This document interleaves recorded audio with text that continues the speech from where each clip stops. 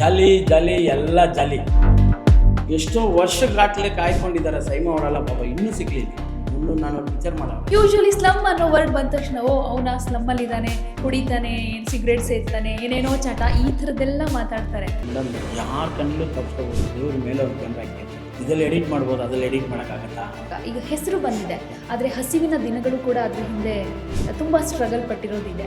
ಅವರು ನಮ್ಮನ್ನ ಸಾಕಿದ ವಿಷಯ ಹೆಂಗಿದೆ ಅಂದರೆ, ನಾವು 5 ಜನ ಅಕ್ಕ ತಂಗಿ ಅನ್ನ ತಂದು 2 ತಿಂಗಳಾಯ್ತು ಹೋಗಿ. ನಿಮಗೇನಾದರೂ ಆಸೆ ಇದೆಯಾ ಇದು ಬಿಟ್ಟು ಬೇರೆ ಥರದ್ದೊಂದು ಪಾತ್ರನ ಟ್ರೈ ಮಾಡಬೇಕು? ಇಲ್ಲ, ನಮ್ಮನ್ನು ನೋಡಿದ್ರೆ ನಗಿಬೇಕು, ನಗಿಸ್ಬೇಕು ಅನ್ನೋ ಒಂದು ಭಾವನೆಯಲ್ಲೇ ಇದ್ದಾರೆ. ಈಗ TVK ಪಕ್ಷ ಅಧಿಕಾರಕ್ಕೆ ಬಂದು CM ಆಗಿರೋದು ವಿಜಯ್ ಅನ್ನೋರು ಯಾರು, ಒಂದು ಸಿನಿಮಾ ನಟರು ಬಂದರು, ಬರೀ ಆಕ್ಷನ್ ಮೂವಿ ಮಾಡಿದ್ರು, ಮಕ್ಕಳ ಮನಸ್ಸನ್ನ ಗೆದ್ದು. ಈ ಸೂರ್ಯ ಅನ್ನೋರು ಹಂಗಿಲ್ಲ, ಯಾರು ಬಡ ಮಕ್ಕಳಿದ್ದಾರೋ ಅಂಥವ್ರಿಗೆ ಶಿಕ್ಷಣ CM ಆಗೋಕ್ಕೆ ಮುಂಚೆ ಒಂದು ಸಾವಾದರೂ ತ್ರಿಷಾ ಜೊತೆ ಬರ್ತಾರೆ, ಒಂದು ಮದುವೆ ಆದರೆ ತ್ರಿಷಾ ಜೊತೆ ಬರ್ತಾರೆ. ಇಂಥ ಒಂದು CM ನಮ್ಮ ರಾಜ್ಯಕ್ಕೆ ಬೇಕಾ? ಗೆದ್ದ ಮೇಲೆ ನಮ್ಮ ಕ್ಷೇತ್ರದಲ್ಲಿ ನಾನು ಈ ಥರ ಒಂದಷ್ಟು ಚೇಂಜಸ್ ಮಾಡ್ತೀನಿ, ಒಂದಷ್ಟು ಪ್ಲ್ಯಾನ್ಸ್ನ ಇಂಪ್ಲಿಮೆಂಟ್ ಮಾಡ್ತೀನಿ ಅನ್ನೋ ಥರದ್ದು ಐಡಿಯಾ ಏನಾದರೂ ಇಟ್ಕೊಂಡಿದ್ದೀನಿ. ವಿಚಿತ್ರವಾದ MLA, ಅಪರೂಪವಾದ MLA. ಜಾಲಿ ಜಾಲಿ ಜಾಕ್ ಅವರಿಗೆ ಏನು ಕಂಡ್ರೆ ಭಯ? ನಿಮ್ಮ ಸತ್ಯ ಯುನಿಲೆಟ್ ಅಲ್ಲಿ ಫುಲ್ ಮೂನ್ ಸೇಲ್ ಜೂನ್ 29, ಒಂದು ದಿನ ಮಾತ್ರ. ಸತ್ಯ ಯುನಿಲೆಟ್. ನಮಸ್ಕಾರ ಎಲ್ರಿಗೂ, ನೀವು ನೋಡ್ತಾ ಇರೋದು one India Kannada special podcast. ಇವತ್ತು ನಮ್ಮ ಪಾಡ್ಕಾಸ್ಟ್ನಲ್ಲಿ ಇರುವಂಥ ವ್ಯಕ್ತಿ ಯಾರು ಗೊತ್ತಾ? ಫಸ್ಟ್ ಒಂದು ಲೈನ್ ಹೇಳ್ಬಿಡ್ತೀನಿ ಮಾತು, ಅದು ಹೇಳಿದ್ರೆ ನಿಮ್ಗೆ ಗೊತ್ತಾಗ್ಬಿಡುತ್ತೆ.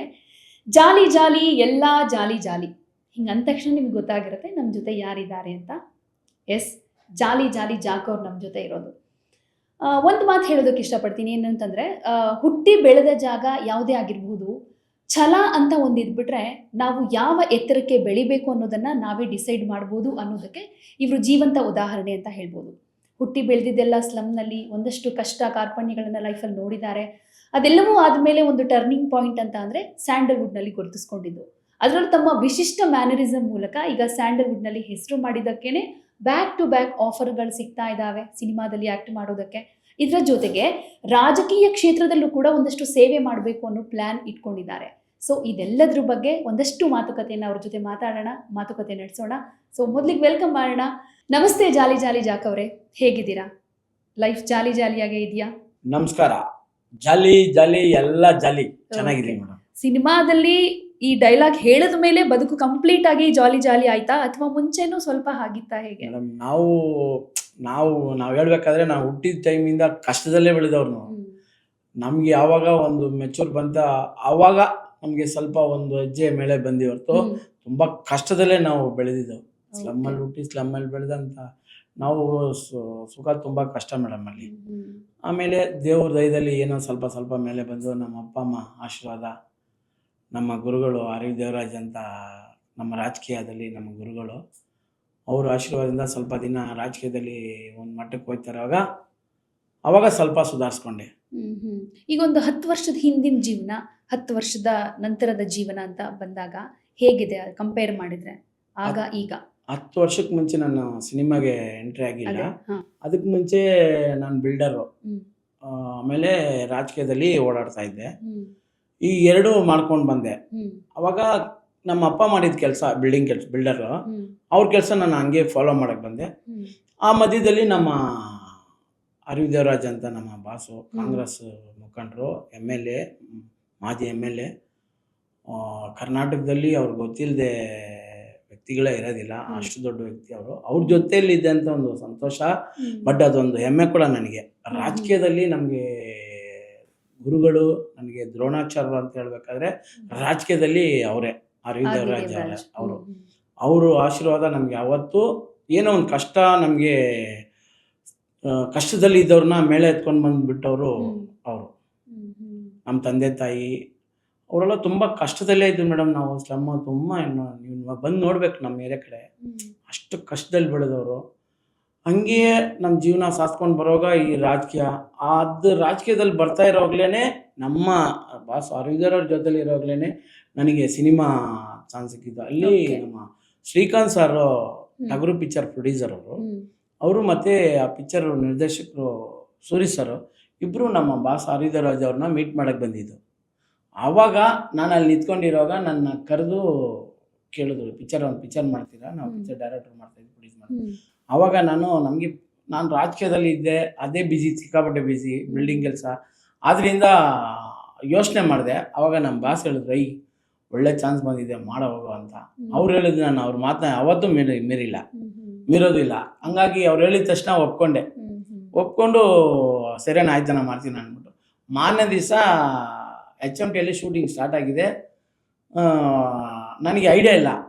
ಬೆಳಿಗ್ಗೆ ಬಾ ಅಂತ ಹೇಳ್ಬಿಟ್ಟು ಹೋಗ್ಬಿಟ್ರು. ನನಗೆ ಇಂಟ್ರೆಸ್ಟ್ ಇದ್ದಿಲ್ಲ, ಸುಮ್ಮನೆ ಏನೋ ಹೇಳಿದಾರೆ ಅನ್ಕೊಂಡು ಸುಮ್ಮನೆ ಆಗ್ಬಿಟ್ಟೆ ನಾನು. ಮಾರನೇ ದಿವಸ ಫೋನ್ ಮಾಡ್ತಾರೆ, ಶಿವಣ್ಣ ಎಲ್ಲ ವೈಟ್ ಮಾಡ್ತಾ ಇದ್ದಾರೆ, ಏನಪ್ಪ ನೀನು ಅಷ್ಟು ಒಳ್ಳೆ ಕ್ಯಾರೆಕ್ಟರ್ ಕೊಟ್ಟಿದ್ದೀವಿ, ಬಂದಿಲ್ಲ ಅಂದ್ಬಿಟ್ಟು. ಅಯ್ಯೋ ನನಗೆ ಐಡಿಯಾನೇ ಇಲ್ಲ ಸರ್, ನನಗೆ ಗೊತ್ತಿಲ್ಲ ಅಂದರೆ ಪಕ್ಕದಲ್ಲೇ ನಮ್ಮ ಬಾಸ್ ಪಕ್ಕದಲ್ಲಿ ನಿಂತಿದ್ದೀನಿ. ನನಗೆ ಫೋನ್ ಕಟ್ ಮಾಡಿಬಿಟ್ಟು ಅವ್ರಿಗೆ ಮಾಡಿಬಿಟ್ರು, ಈ ಥರ ಹೇಳಿದೆ ನೋಡಿ ಸರ್, ಬಂದಿಲ್ಲ ನಿಮ್ಮ ಹುಡುಗ ಅಂತ. ಅವ್ರು ನನಗೆ ಬೈದರು, ಏನೋ ನೀನು ಹೋಗೋ ಫಸ್ಟ್ ಹೋಗಿ ಇಲ್ಲಿಂದ ಅಂತ. ಆಮೇಲೆ ಅಲ್ಲಿಂದ ಬೈಕ್ ಹತ್ಕೊಂಡು ಬೈಕಲ್ಲಿ ಹೋಗಿ ಅದೇ ಫಸ್ಟು ನನ್ನ ಸಿನಿಮಾ ಪಯಣಕ್ಕೆ ಮೊದಲು ಹೆಜ್ಜೆ ಅಲ್ಲೇ.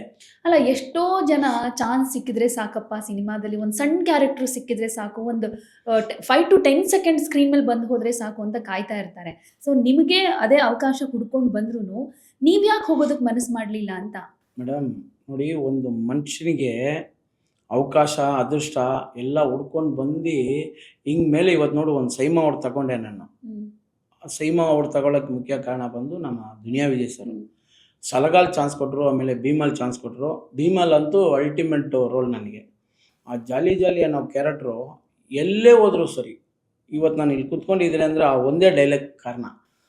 ನಮ್ಮ ವಿಜಯ್ ಸರು, ಸಿನಿಮಾ ರಂಗದ ನಮ್ಮ ಗುರುಗಳು, ನಮ್ಮ ದ್ರೋಣಾಚಾರ್ಯ ಯಾರಂದರೆ ದುನಿಯಾ ವಿಜಯ್ ಸರು. ಅವ್ರ ಮುಖಾಂತರ ನನಗೆ ಒಂದು ಸೈಮಾ ಅವಾರ್ಡು, ಜೀ ಕನ್ನಡದಲ್ಲಿ ಒಂದು ಬೆಸ್ಟ್ ಕಾಮಿಡಿಯನ್ ಅವಾರ್ಡು, ಚಿತ್ರಸಂತೆ ಅಂತ ಒಂದು ಮ್ಯಾಗ್ಝಿನ್ ಅವಾರ್ಡು, ಈ ಅವಾರ್ಡೆಲ್ಲ ಸಿಕ್ತು. ಅದಕ್ಕೆ ಕಾರಣ ಯಾರಂದರೆ ನಮ್ಮ ದುನಿಯಾ ವಿಜಯ್ ಸರು. ಹಂಗಾಗಿ ಒಂದು ಅದೃಷ್ಟ ಮನುಷ್ಯನ ಮೇಲೆ ಬರಬೇಕಾದ್ರೆ ಎಲ್ಲಂದರೂ ಹುಡ್ಕೊಂಡು ಬರುತ್ತೆ. ಅದೃಷ್ಟ ಇಲ್ಲಾಂದರೆ ಯಾರು ಎಲ್ಲೂ ಬರೋಕ್ಕಾಗಲ್ಲ. ನೋಡಿ, ನಾನು ಎಲ್ಲೋ ರಾಜಕೀಯ ಮಾಡ್ಕೊಂಡಿದ್ದೆ, ಗಾರೆ ಕೆಲಸ ಮೀನ್ಸ್ ಬಿಲ್ಡರು. ಅಂಥವ್ರನ್ನ ಹುಡ್ಕೊಂಡು ಬಂದು ನಮಗೆ ನಮ್ಮ ಶ್ರೀಕಾಂತ್ ಸಾರು, ಸುರೇಶ್ ಸಾರು, ಆಮೇಲೆ ನಾಗೇಶ್ ಸಾರು, ಇವರು ಬಂದು ಹುಡ್ಕೊಂಡು ಬಂದು ನೀನೇ ಆ ಕ್ಯಾರೆಕ್ಟರ್ ಮಾಡ್ಬೇಕಂತ ಹೇಳಿದರೆ ಅದಕ್ಕೆ ಕಾರಣ ಏನಂದರೆ, ನಮಗೆ ಹಿಂದೆ ಇಂಥ ಅವಾರ್ಡ್ಗಳು, ಇಂಥ ಹೆಸರು, ಇಂಥ ಇದೆಲ್ಲ ನಿಮ್ಗೆ ಇರಬೇಕಂತ ದೇವರು ಆಜ್ಞೆ.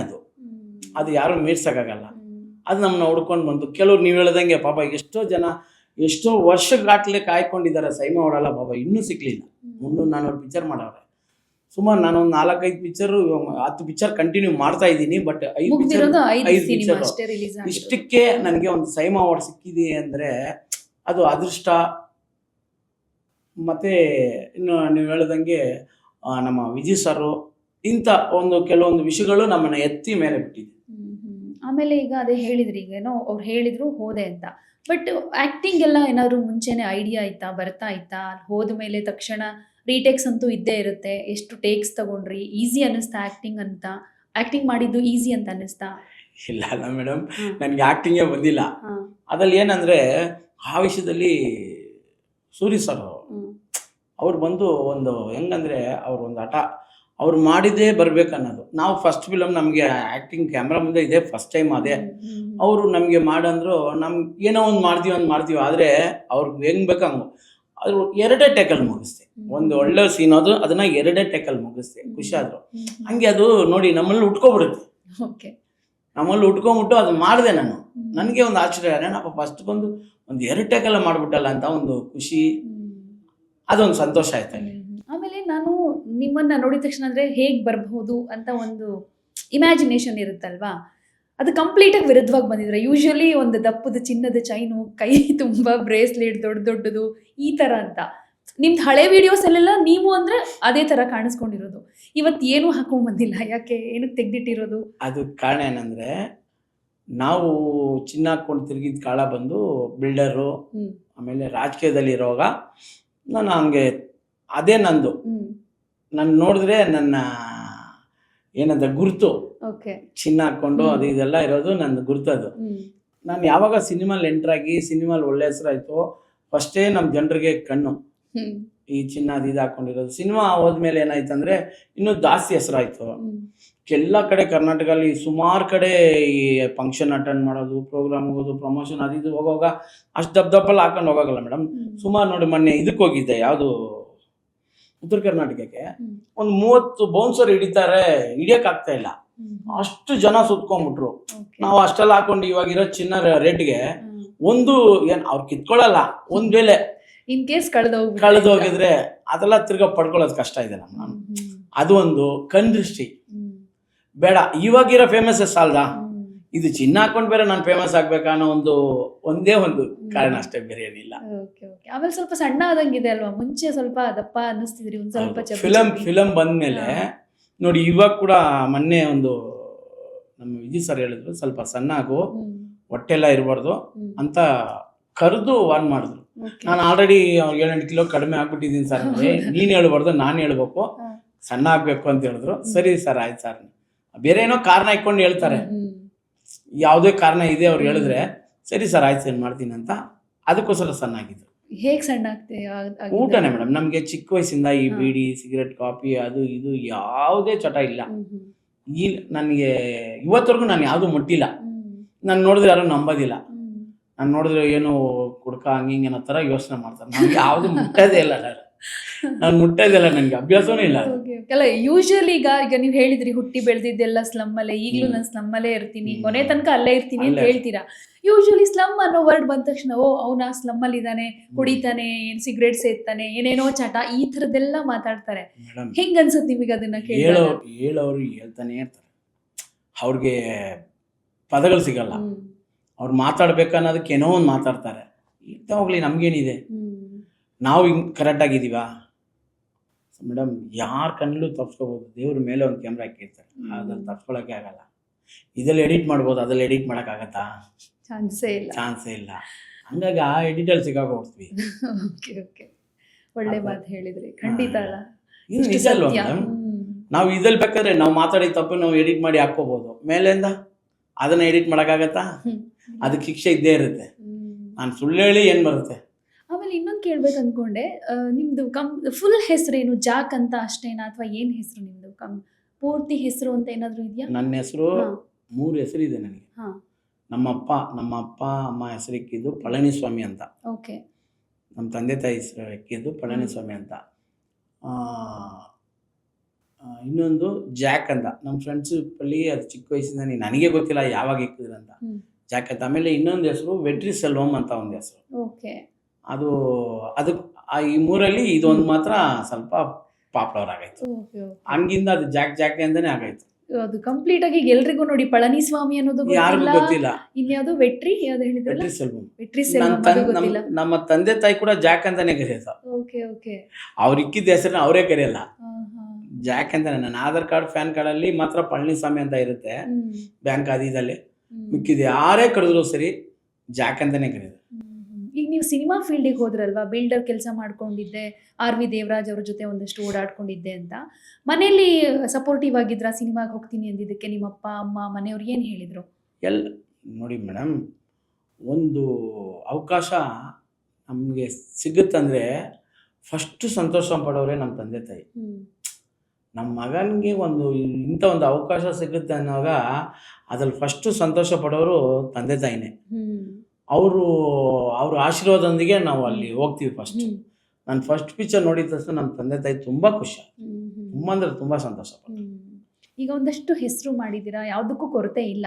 ಬಟ್ ಕೊರತೆ ಇದ್ದ ದಿನಗಳು ಅಂತ ಬಂದಾಗ, ಈಗ ಹೆಸರು ಬಂದಿದೆ, ಆದರೆ ಹಸಿವಿನ ದಿನಗಳು ಕೂಡ ಅದ್ರ ಹಿಂದೆ ತುಂಬಾ ಸ್ಟ್ರಗಲ್ ಪಟ್ಟಿರೋದಿದೆ. ಸೊ ಹೇಗಿತ್ತು ನಿಮ್ಮ ಬಾಲ್ಯ, ಅದ್ರ ಬಗ್ಗೆ ಹೇಳೋದಾದ್ರೆ? ಮೇಡಮ್, ನಮ್ದೆಲ್ಲ ಬಂದು 10 ಕತ್ತು ಕೂಡ ಇಲ್ಲ ಮೇಡಮ್. ಒಂದೇ ರೂಮು. ಆ ಒಂದು ರೂಮಲ್ಲೇ ಮಲಗಬೇಕು, ಆ ಒಂದು ರೂಮಲ್ಲೇ ಊಟ ಅಡುಗೆ ಎಲ್ಲ ಅಲ್ಲೇ ಮಾಡಬೇಕು. ಗ್ಯಾಸ್ ಕೂಡ ಇಲ್ಲ, ಅಲ್ಲೇ ಸೀಮೆಣ್ಣೆ ಅದಲ್ಲೇ ಅಡುಗೆ ಮಾಡಿ ಅದೆಲ್ಲ ತಿಂದು ಅಲ್ಲೇ ಮಲಗಬೇಕು, ಅಲ್ಲೇ ಎದ್ದೇಳಬೇಕು. ಮೇಡಮ್, ನೀವು ಏನಾದರೂ ಅನ್ಕೊಳ್ಳಿ, ರೋಡಲ್ಲಿ ಮಲಗಿದ್ದೀವಿ, ಎತ್ತಿನ ಗಾಡಿ ಮೇಲೆ ಮಲಗಿದ್ದೀವಿ, ಏನೋ ಸೀರೆ ಹಾಕ್ಕೊಂಡು ಚಳಿಗೆ ಮಲ್ಕೊಂಡಿದ್ದೀವಿ, ಗೋಣಿ ಚೀಲ ಹಾಕ್ಕೊಂಡು ಮಲ್ಕೊಂಡಿದ್ದೀವಿ, ಊಟ ಇಲ್ಲದೆ ಸುಮಾರು ಟೈಮು ಹಸುವಲ್ಲಿ ಮಲ್ಕೊಂಡಿದ್ದೀವಿ. ನಮ್ಮ ತಂದೆ ತಾಯಿ ಪಟ್ಟಿದ ಕಷ್ಟ ಅಷ್ಟಿಲ್ಲ ಮೇಡಮ್. ನಮ್ಮ ತಂದೆ ತೀರೋದ್ರು. ಅವರು ನಮ್ಮನ್ನ ಸಾಕಿದ ವಿಷಯ ಹೆಂಗಿದೆ ಅಂದರೆ, ನಾವು 5 ಜನ ಅಕ್ಕ ತಂಗಿ ಅಣ್ಣ ತಮ್ಮಂದರು.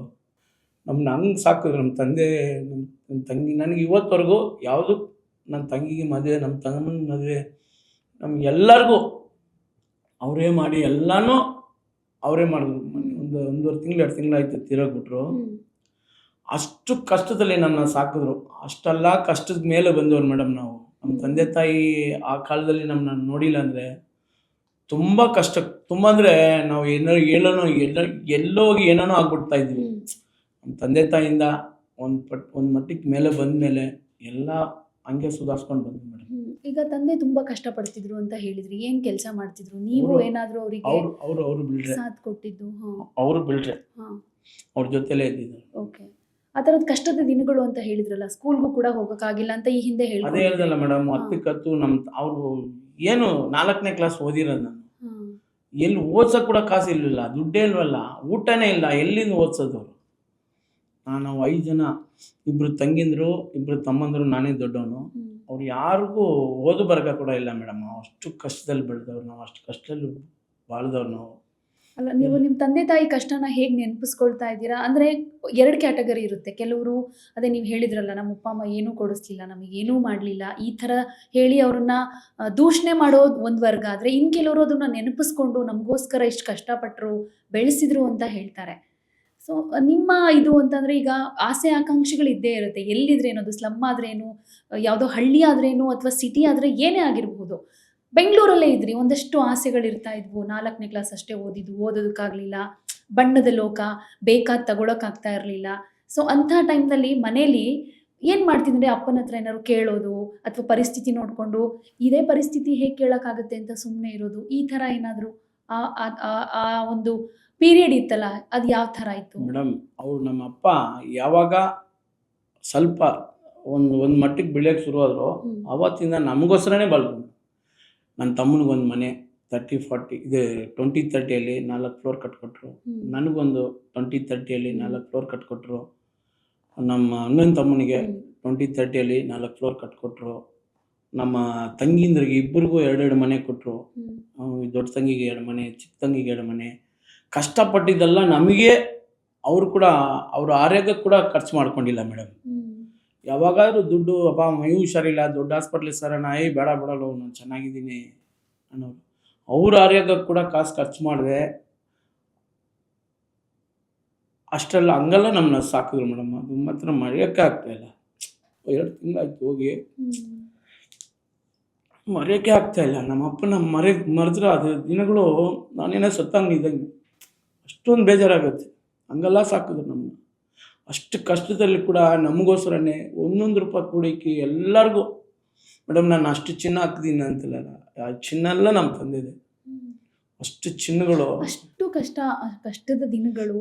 ಅದರ ಜೊತೆಗೆ ಇವತ್ತು ನೀವು ಒಂದು ಕಡೆ, ಈಗ ಸಿನಿಮಾ ಸೆಕೆಂಡ್ ಬಿಡಿ, ಅದಕ್ಕೂ ಮುಂಚೆ ನೀವು ಒಂದು ಕಡೆ ಸೆಟಲ್ ಆಗಿದ್ರಿ ಅನ್ನೋದಕ್ಕೂ ನಿಮ್ಮಪ್ಪನ ಶ್ರಮನೇ ಕಾರಣ ಅಲ್ವಾ? ಸೊ ಹೆಂಗೆ ಅಂದರೆ, ಅಷ್ಟೊಂದು ಕಷ್ಟದ ದಿನಗಳಿಂದ ನಿಮ್ಮಪ್ಪ ಒಂದು ಸುಸ್ಥಿರ ಸ್ಥಿತಿಗೆ ತಲುಪಿ ನಿಮ್ಮೆಲ್ಲರನ್ನೂ ಸೆಟಲ್ ಮಾಡ್ತಾರೆ ಅಂತ ಅಂದರೆ ಯಾವ ಥರ ಅಂತ? ಅದು ಅವ್ರು ಬಿಲ್ಡ್ರು ಮೇಡಮ್. ನಾವು ಜೊತೆಲಿ ಕಷ್ಟ, ಕೈ ಹಿಡಿದು ಕೆಲಸ, ನಾವು ಜೊತೆಲೇ ಕೆಲಸ ಮಾಡ್ತೀವಿ. ನಾವು ದುಡ್ದು ಎತ್ಕೊಂಡೋಗಿ ಅವ್ರ ಕೈಲೇ ಕೊಡೋದು, ಅವರು ಅದನ್ನ ಕೂಡಿಕ್ಕಿ ಒಬ್ಬೊಬ್ರಿಗೆ ಒಂದೊಂದು ಮನೆ. ಸರ್ ಮೇಡಮ್, ನಮ್ದೆಲ್ಲ ಒಂದೇ ಸ್ಲಮ್ ಮೇಡಮ್, 10 ಕತ್ತು ಕೂಡ ಇಲ್ಲ. ನಮ್ಮ ಮನೆ ನೋಡಿದ್ರೆ ಈ ಮನೇಲಿ ಇದ್ರ ಅಂತ, ಆ ಥರ ಮನೆಯಲ್ಲಿ 5 ಮಕ್ಕಳನ್ನ ಇಟ್ಕೊಂಡು ಅವರು ಜೀವನ ಮಾಡಿಕೊಂಡು ನಮಗೂ ಸಾಕೊಂಡು, ಅವರು ಊಟ ಏನೂ ಇಲ್ಲ. ಹೆಂಗೆ ಅದನ್ನೆಲ್ಲ ಆಮೇಲೆ ಸ್ವಲ್ಪ ಕೆಲಸಗಳು ಬರೋ ಶುರುವಾಗಿ, ಅದ್ರಲ್ಲಿ ಬಂದ ದುಡ್ಡುಗಳನ್ನ ಕೂಡಿಕೊಂಡು ಒಂದೊಂದು ಮನೆ ಇಸ್ಕೊಂಡು ಅದನ್ನು ಕಟ್ಟಿ, ಕಟ್ಟೋದು ಕೂಡ ಅವರೇ ದುಡ್ಡು ಕೊಟ್ಟು 4 ಫ್ಲೋರ್ ಕಟ್ಟಿ ಮನೆ ಬಾಡಿಗೆ ಬಿಟ್ಕೊಂಡು ನೀವು ತಿನ್ಕೊಂಡು ನೀವು ಸಂತೋಷವಾಗಿರ. ಅವ್ರು ಅದೇ ಹೇಳಿಲ್ವಲ್ಲ, ಅವ್ರ ಆರೋಗ್ಯಕ್ಕೆ ಖರ್ಚು ಮಾಡೋಕ್ಕೆ ಕೂಡ ಯೋಚನೆ ಮಾಡೋರು. ಇಲ್ಲ ಬೇಡ, ಚೆನ್ನಾಗಿದ್ದೀನಿ ಬಿಡು, ಏನಾದ್ರು ಮೈ ಹುಷಾರಿಲ್ಲ, ಅದಿಲ್ಲ ಅಂತ ಕರೆದ್ರೆ ಕೂಡ ಚೆನ್ನಾಗಿದ್ದೀನಿ ಬಿಡು, ಹಂಗೆಲ್ಲ ನನ್ನ ಸಾಕಿದ್ರು ಮೇಡಮ್. ಅಷ್ಟು ಕಷ್ಟ ಅಂದರೆ ನಾನು ಪಟ್ಟಿದ್ದ ಕಷ್ಟಕ್ಕಿಂತ ನಮ್ಮ ತಂದೆ ತಾಯಿ ಪಟ್ಟಿದ್ದ ಕಷ್ಟನೇ ತುಂಬ ಅಂದರೆ ತುಂಬ. ಅಂಥ ಶ್ರಮದಲ್ಲಿ ಬೆಳೆದವ್ರು ಮೇಡಮ್. ಅಂದರೆ ಏನು ಹೆಲ್ತ್ ಇಶ್ಯೂಸಿಂದ ತೀರ್ಕೊಂಡಿದ್ದ? ಏನಾಗಿತ್ತು? ಹೆಲ್ತ್ ಇಶ್ಯೂನೇ, ಹೊಟ್ಟೆಲಿ ಏನೋ ಪ್ರಾಬ್ಲಮ್ ಆಗ್ಬಿಟ್ಟು. ಓಕೆ. ಅಮ್ಮ ಆರಾಮಾಗಿದ್ದಾರೆ? ಅಮ್ಮ ಆರಾಮಾಗಿ. ಓಕೆ. ಅಮ್ಮ ಅಥವಾ ಅಪ್ಪ ಈಗ ಇಬ್ರು ನಿಮ್ದು ಸಿನಿಮಾ ರಿಲೀಸ್ ಆದಂಥ ಟೈಮಲ್ಲಿ ಕರ್ಕೊಂಡು ಹೋಗಿದ್ರಾ ಥಿಯೇಟರ್ಗೆ? ನೋಡಿದ್ರು. ಏನಂದ್ರು ಸಿನಿಮಾ? ಭೀಮಾ ನೋಡಿದ್ರು. ಭೀಮಾ ರಿಲೀಸ್ ಟೈಮಲ್ಲಿ ಕೂಡ ಮೈ ಹುಷಾರಿಲ್ಲದೆ ಹಾಸ್ಪಿಟಲಲ್ಲಿ ಇದ್ರು. ಆಮೇಲೆ ಮನೆಗೆ ಬಂದಮೇಲೆ ತಿರ್ಗಾ ರೆಡಿ ಆದ್ಮೇಲೆ ಕರ್ಕೊಂಡೋಗಿ ಒಂದ್ಸಲ ಓಕೆ ಓಕೆ. ನಮ್ಮ ತಾಯಿ ಅಂತೂ ನನ್ನ ಪಿಕ್ಚರ್ ಯಾವ ಪಿಕ್ಚರ್ ಇದ್ರು ಫ್ಯಾಮಿಲಿ ಸಮೇತ ಹೋಗೋರು, ನೋಡೋರು, ಖುಷಿ ಆಗೋರು. ಎಕ್ಕ ಪಿಕ್ಚರ್ ನೋಡೋದು ತುಂಬಾ ಸಂತೋಷ ಪಟ್ರು, ಭೀಮಾ ನೋಡಿದ್ರು, ಸಲಗ ನೋಡಿದ್ರು, ಎಲ್ಲ ಪಿಕ್ಚರು ನೋಡಿದ್ರು. ನಮ್ದು ಯಾವುದೇ ಒಂದು ರೀಲ್ಸ್ ಏನೋ ನೋಡಿದ್ರೆ ಕೂಡ ಮೊಬೈಲ್ ನೋಡ್ಕೊಂಡು ಖುಷಿ ಆಗೋರು. ನಮ್ಮ ಮಗ ನೋಡು ಹಿಂಗಿದ್ದಾನೆ, ಹಿಂಗ್ ಬೆಳ್ದಾನೆ ಅಂತ ಅವ್ರಿಗೆ ಒಂದು ದೊಡ್ಡ ಸಂತೋಷ ಮೇಡಮ್. ನಿಮ್ದು ಫೇಮಸ್ ಡೈಲಾಗು ಜಾಲಿ ಜಾಲಿ ಅನ್ನೋ ಥರದ್ದು ಏನು ಹೇಳಿದ್ರಿ, ಎಲ್ಲರ ಬಾಯಲ್ಲೂ ಅದೇ. ಒಂದಷ್ಟು ದಿನ ಅಂತೂ ಎಷ್ಟು ರೀಲ್ಸ್ಗಳಾದವು, ಯಾರೇ ನೋಡಿದ್ರು ಫ್ರೆಂಡ್ಸ್ ಮೀಟ್ ಆಗಲಿ ಅಥವಾ ಯಾರೇ ಒಂದು ಕಡೆ ಎದುರುಗಡೆ ಬಂದಿರೋ ವ್ಯಕ್ತಿನ ಮಾತಾಡಿಸ್ಬೇಕು ಅಂದರೆ ಶುರು ಮಾಡ್ತಿದ್ದೇನೆ, ಏನಪ್ಪ ಜಾಲಿ ಜಾಲಿ ಲೈಫ್ ಹೇಗಿದೆ, ಈ ಥರನೇ ಮಾತಾಡೋಕ್ಕೆ ಶುರು ಮಾಡಿದ್ರು. ನಿಮ್ಮ ಮನೇಲಿ ಯಾವ ಥರ ಇತ್ತು ಇದು? ನಿಮ್ಮ ಮಕ್ಕಳಾಗಿರ್ಬೋದು, ನಿಮ್ಮ ವೈಫ್ ಆಗಿರ್ಬೋದು, ನಿಮ್ಮ ತಂದೆ ತಾಯಿ ಆ ಡೈಲಾಗ್ ಫೇಮಸ್ ಆಗ್ತಿರೋ ಟೈಮಲ್ಲಿ ನಿಮ್ಮ ಹತ್ರ ಏನಾದರೂ ಆ ಡೈಲಾಗ್ ಹೇಳ್ಕೊಂಡು ಮಾತಾಡಿದ್ಯಾ ಮೇಡಮ್? ನಮ್ಮ ನಮ್ಮ ನಮ್ಮ ಏರಿಯಾ ಕಡೆ ಎಲ್ಲ ಚಿಕ್ಕ ಮಗು, 2 ವಯಸ್ಸು ಮಗು, 3 ವಯಸ್ಸು ಮಗು ಕೂಡ ನಾನು ರೋಡಲ್ಲಿ ಹೋಗ್ತಾ ಇದ್ರೆ ನನ್ನ ಜಾಲಿ ಜಾಲಿ ಅಂತಾನೆ ಕರೆಯೋದು. 3-4 ವಯಸ್ಸು ಮಗು ಹಿಂಗೆ ಹೋದ್ರೆ ಜಾಲಿ ಜಾಲಿ ಎಲ್ಲ ಜಾಲಿ ಅನ್ನೋರು, ಚಿಕ್ಕ ಚಿಕ್ಕ ಮಕ್ಕಳು. ಅದು ಅಷ್ಟು ಅವ್ರಿಗೆ ಬಾಯಾಟ ಆಗ್ಬಿಟ್ಟಿದೆ. ಆಮೇಲೆ ಇನ್ನೊಂದು ವಿಚಾರ, ಈಗ ತುಂಬ ಕಷ್ಟ, ಈಗ ಹೇಳಿದ್ರಿ ಕಷ್ಟ ಅನುಭವಿಸಿದ್ರಿ ಅನ್ನೋದು ಹೌದು. ಹಸಿವು, ಬಟ್ಟೆ ಇರಲಿಲ್ಲ ಸರಿಯಾಗಿ, ಸ್ಲಮ್ಮಲ್ಲಿ ಬೆಳೆದಿದ್ವಿ, ಹೌದು. ಇದೆಲ್ಲದ್ರ ಮಧ್ಯೆ ತುಂಬ ಕಷ್ಟ ಅಪ್ಪ ಲೈಫು ಅಂತ ಅನಿಸಿದ್ದು ದಿನಗಳು ಅಥವಾ ಅಂಥ ಒಂದು ಪರಿಸ್ಥಿತಿ ಯಾವುದಾದ್ರೂ ಇದೆಯಾ? ಮೇಡಮ್, ನಾವು ಸ್ಟಾರ್ಟಿಂಗ್ ನಮ್ಮದು 10 ವರ್ಷಕ್ಕೆ ಮುಂಚೆ ಹೇಳಿದಲ್ಲ, 15 ವರ್ಷಕ್ಕೆ ಮುಂಚೆ ನಮ್ಮದು ಬಾಳಿದೆ. ನಾವು ಬಾಳಿದ ಜೀವನ ಪೂರ ಶ್ರಮದಲ್ಲೇ ಇದ್ವಿ. ಯಾವುದು ಸಂತೋಷ ಆಮೇಲೆ ಹೇಳಿಲ್ಲ. ನಮ್ಮ ಅಪ್ಪ ಒಂದು ಮಟ್ಟಿಗೆ ಬೆಳೆದ ಮೇಲೆ, ನಾನು ನಮ್ಮ ರಾಜಕೀಯದ ಬಂದು ನಮ್ಮ ಹರಿಧರ ಸಾಹೇಬ್ರ ಜೊತೆಲಿ ಬಂದ ಮೇಲೆ ಅವಾಗ ಒಂದು 10 ರೂಪಾಯಿ ನೋಡೋಕೆ ಶುರು ಮಾಡಿದೆ. ಆಮೇಲೆ ಸಿನಿಮಾ ಮೇಲೆ ಬಂದಮೇಲೆ ಇನ್ನೂ ಸ್ವಲ್ಪ ದುಡ್ಡುಗಳು ನೋಡೋಕ್ಕೆ ಆಮೇಲೆ ಶುರುವಾಗಿದೆ. ನಮ್ಮ ತಂದೆ ತಾಯಿ ನಾನು ಹಾಕಿದ್ದು ಚಿನ್ನ ಮನೆ ಗಿನೆ ಎಲ್ಲ ನಮ್ಮ ತಂದೆ ತಾಯಿ ಮಾಡ್ಕೊಟ್ಟಿದ್ದೆ. ನಂದಂತೂ ಅದ್ರಲ್ಲಿ ಶ್ರಮ ಯಾವುದೂ ಇಲ್ಲ, ಎಲ್ಲ ನಮ್ಮ ಅಪ್ಪ ಅಮ್ಮ ಮಾಡ್ಕೊಟ್ಟಿದ್ದೆ. ಹೆಂಗೆ ಅನಿಸುತ್ತೆ ಈ ಸಿನಿಮಾ ಫೀಲ್ಡು? ಖುಷಿ ಕೊಡ್ತಾ ಇದೆಯಾ? ಮೇಡಮ್, ಕಾಸು ಕೊಟ್ಟು, ಅವಕಾಶ ಕೊಟ್ಟು, ಹೆಸರು ಬರ್ತಾ ಇದೆ, ಕೊಟ್ಟು ಒಳ್ಳೆ ಒಳ್ಳೆ ಪಾತ್ರಗಳು ಕೊಟ್ಟು ಸೆಲೆಬ್ರಿಟಿ ಆಗಿ ನಮ್ಮನ್ನ 4 ಜನ ಮೆಚ್ಕೊಳ್ಳೋ ಥರ ಕೊಟ್ಟಿರೋ ಅಂದರೆ ಏನು ಹೇಳೋದು, ಇದು ಅದಕ್ಕೆ ಹೇಳಕ್ ಮಾತೇ ಇಲ್ಲ. ನಮ್ಮನ್ನ ಆ ಥರ ಚಲನಚಿತ್ರ ಬೆಳೆಸಿದೆ. ನನಗೆ ಯಾರು ಅವಕಾಶ ಕೊಟ್ಟರು, ಡೈರೆಕ್ಟರ್ಗಳು, ಪ್ರೊಡ್ಯೂಸರ್ಗಳು ಎಲ್ಲರೂ ನಮಗೆ ದೇವ್ರ ಥರ. ನಾವು ಪ್ರತಿಯೊಂದು ಪಿಕ್ಚರ್ ಮಾಡುವಾಗ ಅವ್ರ ಫೋಟೋಗಳ ಮನೇಲಿ ಪೂಜೆ ಮಾಡಬೇಕು. ಅವಕಾಶ ಕೊಡೋದು ದೊಡ್ಡ ವಿಷಯ ಇಲ್ಲ ಮೇಡಮ್. ಅವಕ್ಕೆ ನೀವು ಹೇಳ್ದಂಗೆ ಅವಕಾಶಕ್ಕೋಸ್ಕರ ಪಾಪ ಎಷ್ಟೋ ಜನ ತಿರುಗಾಡ್ತಾರೆ. ಅವಕಾಶನ ಬಳಸ್ಕೊಳ್ಳೋ ರೀತಿ ಇದೆಯಲ್ಲ, ನಾವು ಅವಕಾಶನ ಬಳಸ್ಕೋಬೇಕು. ಮತ್ತೆ ಅವಕಾಶ ನಮ್ಮನ್ನ ಹುಡ್ಕೊಂಡು ಬಂದು ಕೊಡ್ತಾರಲ್ಲ, ಅವ್ರನ್ನೂ ದೇವ್ರ ಥರ ನೋಡಬೇಕು. ನನ್ನ ಪಾಲಿಸಿ ಅದು. ನನ್ನ ಲೈಫಲ್ಲಿ ದುನಿಯಾ ವಿಜಯ್ ಸರು, ಶಿವರಾಜ್ ಕುಮಾರ್, ಶಿವಣ್ಣ ಸರು, ಇಂಥವರು, ಶ್ರೀಕಾಂತ್ ಸರು, ನಾಗಿ ಸರು, ನಮ್ಮ ಎಕ್ಕ ಪಿಕ್ಚರ್ ಪ್ರೊಡ್ಯೂಸರು 4 ಜನ, ಯೋಗಿ ಸರು, ಕಾರ್ತಿಕ್ ಸರು, ಜಯಣ್ಣ ಸರು, ಭೋಗೇಂದ್ರ ಸರು, ಅಶ್ವಿನಿ ಮೇಡಮು, ಡೈರೆಕ್ಟ್ರು ನಮ್ಮ ರೋಹಿತ್ ಸರು, ಸುಮಾರು ಜನ ನನ್ನ ಲೈಫಲ್ಲಿ ಮರೆಯದಾಗದಂಥ ಪರ್ಸನ್ಗಳು ಇದ್ದಾರೆ. ಅಂಥವ್ರು ಕೂಡ ನಾನು ಸಾಯೋವರೆಗೂ ಅವ್ರನ್ನ ಮರೆಯೋಕ್ಕಾಗಲ್ಲ. ಅವ್ರು ಯಾವತ್ತೂ ನಾನು ಚಿರಋಣಿಯಾಗಿರ್ತೀನಿ ಮೇಡಮ್. ಅದನ್ನು ಹೇಳ್ಕೊಳ್ಬೇಕು. ನಾನು ಯಾಕೆ ಕೇಳಿದೆ ಸಿನಿಮಾ ಲೈಫ್ ಹೇಗಿದೆ ಅಂತ ಅಂದರೆ, ಈಗ ನಿಮ್ಮೂರಲ್ಲಿ ನೀವೇ ರಾಜ. ನೀವು ಹೇಳಿದ್ರಿ ಹುಟ್ಟಿ ಬೆಳೆದಿದ್ದೆಲ್ಲ ಸ್ಲಮ್ಮು, ಅಲ್ಲೇ ಓಡಾಡ್ಕೊಂಡಿದ್ದೆ ಅಂದರೆ ನಿಮ್ಮದೇ ಆದ ಒಂಥರ ಒಂದು ಇದನ್ನು ಕ್ರಿಯೇಟ್ ಮಾಡ್ಕೊಂಡಿರ್ತೀರ. ನಿಮ್ಮ ಮ್ಯಾನರಿಸಮ್ ಆಗಿರ್ಬೋದು, ಒಂಥರ ನೀವೇ ಹೀರೋ ಅಲ್ಲಿಗೆ. ಆದರೆ ಸಿನಿಮಾ ಕ್ಷೇತ್ರ ಅಂದರೆ ಹಾಗಲ್ಲ, ದೊಡ್ಡ ಸಾಗರ, ಯಾರ್ಯಾರೋ ಇರ್ತಾರೆ, ದೊಡ್ಡ ದೊಡ್ಡ ವ್ಯಕ್ತಿಗಳಿಂದ ಹಿಡಿದು ಯಾರ್ಯಾರೋ ಇರ್ತಾರೆ. ಅವ್ರ ಮಧ್ಯೆ ನೀವು ಗುರುತಿಸ್ಕೊಂಡು ಇಷ್ಟು ಹೆಸರು ಮಾಡ್ತಾ ಇದ್ದೀರಾ ಅಂದರೆ ಅದಷ್ಟು ಈಸಿ ಕೂಡ ಆಗಿರೋದಿಲ್ಲ. ನಿಮ್ಮ ಎಫರ್ಟ್ ಕೂಡ ಇದ್ದೇ ಇರುತ್ತೆ, ಲಕ್ ಜೊತೆಗೆ. ಏನಂತಂದರೆ ಈಗ ಒಂದು ಸಿನಿಮಾ ಸೆಟ್ ಆಗಿರ್ಬೋದು ಅಥವಾ ಶೂಟಿಂಗ್ ಸ್ಪಾಟ್ನಲ್ಲೇ ಆಗಿರ್ಬೋದು, ಶೂಟಿಂಗ್ ಟೈಮಲ್ಲಿ ಏನೋ ರೀಟೇಕ್ಸ್ ತುಂಬ ಆಗುತ್ತೆ. ಅವ್ರು ಹೇಳಿದ್ದ ಥರ ಡೈರೆಕ್ಟರ್ಗೆ ಯಾವ ಥರ ಬೇಕೋ ಅದೇ ಥರ ನಿಮ್ಮಿಂದ ಆ್ಯಕ್ಟ್ ಮಾಡೋದಕ್ಕಾಗಿರೋದಿಲ್ಲ. ತುಂಬ ರೀಟೇಕ್ಸ್ ಆಗಿರ್ಬೋದು, ಒಂದಷ್ಟು ಫ್ರಸ್ಟ್ರೇಟ್ ಆಗೇ ಆಗುತ್ತೆ. ಏನಪ್ಪ ಯಾಕೆ ಬೇಕಿದು, ನನ್ನ ಪಾಡಿಗೆ ನಾನು ಹೇಗೋ ಇದ್ದೆ, ಅಲ್ಲೇ ಹೇಗೋ ದುಡಿಮೆ ಮಾಡ್ಕೊಂಡಿದ್ದೆ, ಈ ಥರ ಎಲ್ಲ ಅವಮಾನ ಮಾಡಿಕೊಂಡು ಫ್ರಸ್ಟ್ರೇಟ್ ಆಗಿ ಗುರುತಿಸ್ಕೊಳ್ಳೋ ಅವಶ್ಯಕತೆ ಇದೆಯಾ, ಮಾಡೋ ಅವಶ್ಯಕತೆ ಇದೆಯಾ ಅಂತ ಥಾಟ್ಸ್ ಕೂಡ ಬಂದಿರೋವಂಥ ಟೈಮ್ ಇದೆಯಾ ಏನಾದರೂ? ಮೇಡಮ್, ಇನ್ನೊಂದು, ಯಾವುದೇ ಇದು ಸಿನಿಮಾ ಅಂತ ಇಲ್ಲ, ನೀವು ಯಾವುದೇ ಒಂದು ಇದಕ್ಕೆ ಹೋದ್ರೆ ಕೂಡ ಅವಮಾನನೇ ಮೊದಲನೇ ಬಹುಮಾನ. ನಮಗೆ ಸಿಗೋ ಮೊದಲ ಬಹುಮಾನ ಅವಮಾನ. ಅದನ್ನು ನಾವು ಸಹಿಸ್ಕೊಂಡು ಹೋಗ್ಬೇಕು. ಆ ಥರ ನೀವು ಹೇಳ್ದಂಗೆ ನಾನು ಇವತ್ತವರೆಗೂ ಯಾವ ಡೈರೆಕ್ಟರ್ ಬಯಸ್ಕೊಂಡಿಲ್ಲ. ಬೇಕಾದ್ರೆ ಎಲ್ಲ ಡೈರೆಕ್ಟ್ ನಂಬರ್ ಕೊಡ್ತೀನಿ, ಕೇಳ್ಕೊಳ್ಳಿ. ನಾನು ಇವತ್ತವರೆಗೂ ಯಾರ ಹತ್ರ ಬೈಸ್ಕೊಂಡಿಲ್ಲ. 1 ಟೇಕ್ 2 ಟೇಕು ಓಕೆ. ಹಂಗೆ ಹೋದ್ರೆ ಒಂದು 3 ಟೇಕ್ ಅಷ್ಟೇ. ಅಲ್ಲ, ಹೆಂಗೆ ಆಕ್ಟಿಂಗ್ ಕ್ಲಾಸ್ಗೂ ಹೋಗಿಲ್ಲ, ಏನು ಇಲ್ಲ, ಇದ್ದಕ್ಕಿದ್ದ ಹಾಗೆ ಓದಿದ್ 4ನೇ ಕ್ಲಾಸ್ ಅಂತೀರಾ, ಅಷ್ಟು ಬೇಗ 2-3 ಟೇಕಲ್ಲಿ ಮುಗಿಸ್ತೀರಾ ಅಂತಂದ್ರೆ ಹೇಗೆ? ಪ್ರಾಕ್ಟೀಸ್ ಹೆಂಗಿರುತ್ತೆ? ಡೈಲಾಗ್ ಬಂದು ನನಗೆ ಪೇಪರ್ ಕೊಟ್ಬಿಡ್ತಾರೆ, ಒಂದ್ 2-3 ಸಲ ಓದ್ಕೊಂತೀನಿ. ಓದಕ್ ಬರುತ್ತೆ, ಬರೆಯಕ್ ಬರಲ್ಲ. Okay okay. ಈಗಲೂ ಬರೆಯಕ್ ಬರಲ್ವಾ ನಿಮ್ಗೆ? ಬರೆಯಕ್ ಬರಲ್ಲ. ಮತ್ತೆ ಹೆಂಗೆ? ಏನೂ ಬರೆಯೋದಿಲ್ಲ ಹಂಗಾದ್ರೆ? ನಿಮ್ ಸೈನ್ ಮಾಡಕ್ ಬರುತ್ತಲ್ವಾ? ಸೈನ್ ಮಾತ್ರ ಮಾಡ್ತೀನಿ ಅಷ್ಟೇ. ಓಕೆ, ಇನ್ನೇನು ಬರೆಯಕ್ ಬರಲ್ಲ? ಏನು ಬರಲ್ಲ. ಹಾಗಾಗಿ ಅದು ಡೈಲಾಗ್ ಮಾತ್ರ ಬಾಯಟ್ ಮಾಡ್ಕೊಂಡು ಮೈಂಡಲ್ಲಿ ಇಟ್ಕೊಂತೀನಿ. ಅವ್ರು ಹೇಳ್ಕೊಡೋ ಮ್ಯಾನೇಜರ್ ಹೇಳ್ಕೊಡ್ತಾರಲ್ಲ ಹಿಂಗೆ ಇರಬೇಕು ಅಂತ, ಅದನ್ನ ಫಾಲೋ ಮಾಡಿ ಇಟ್ಕೊಂತೀನಿ. ಬೇಗ ಕ್ಯಾಚ್ ಮಾಡ್ಕೊಂಡು ಅದನ್ನ ಒಂದ್ 2-3 ಸಲ ನಾವು 4 ಜನ ಇದ್ರೆ 4 ಜನನು ಕುತ್ಕೊಂಡು ನಾವು ಸ್ವಲ್ಪ ಹೊತ್ತು ಪ್ರಾಕ್ಟೀಸ್ ಮಾಡ್ತೀವಿ.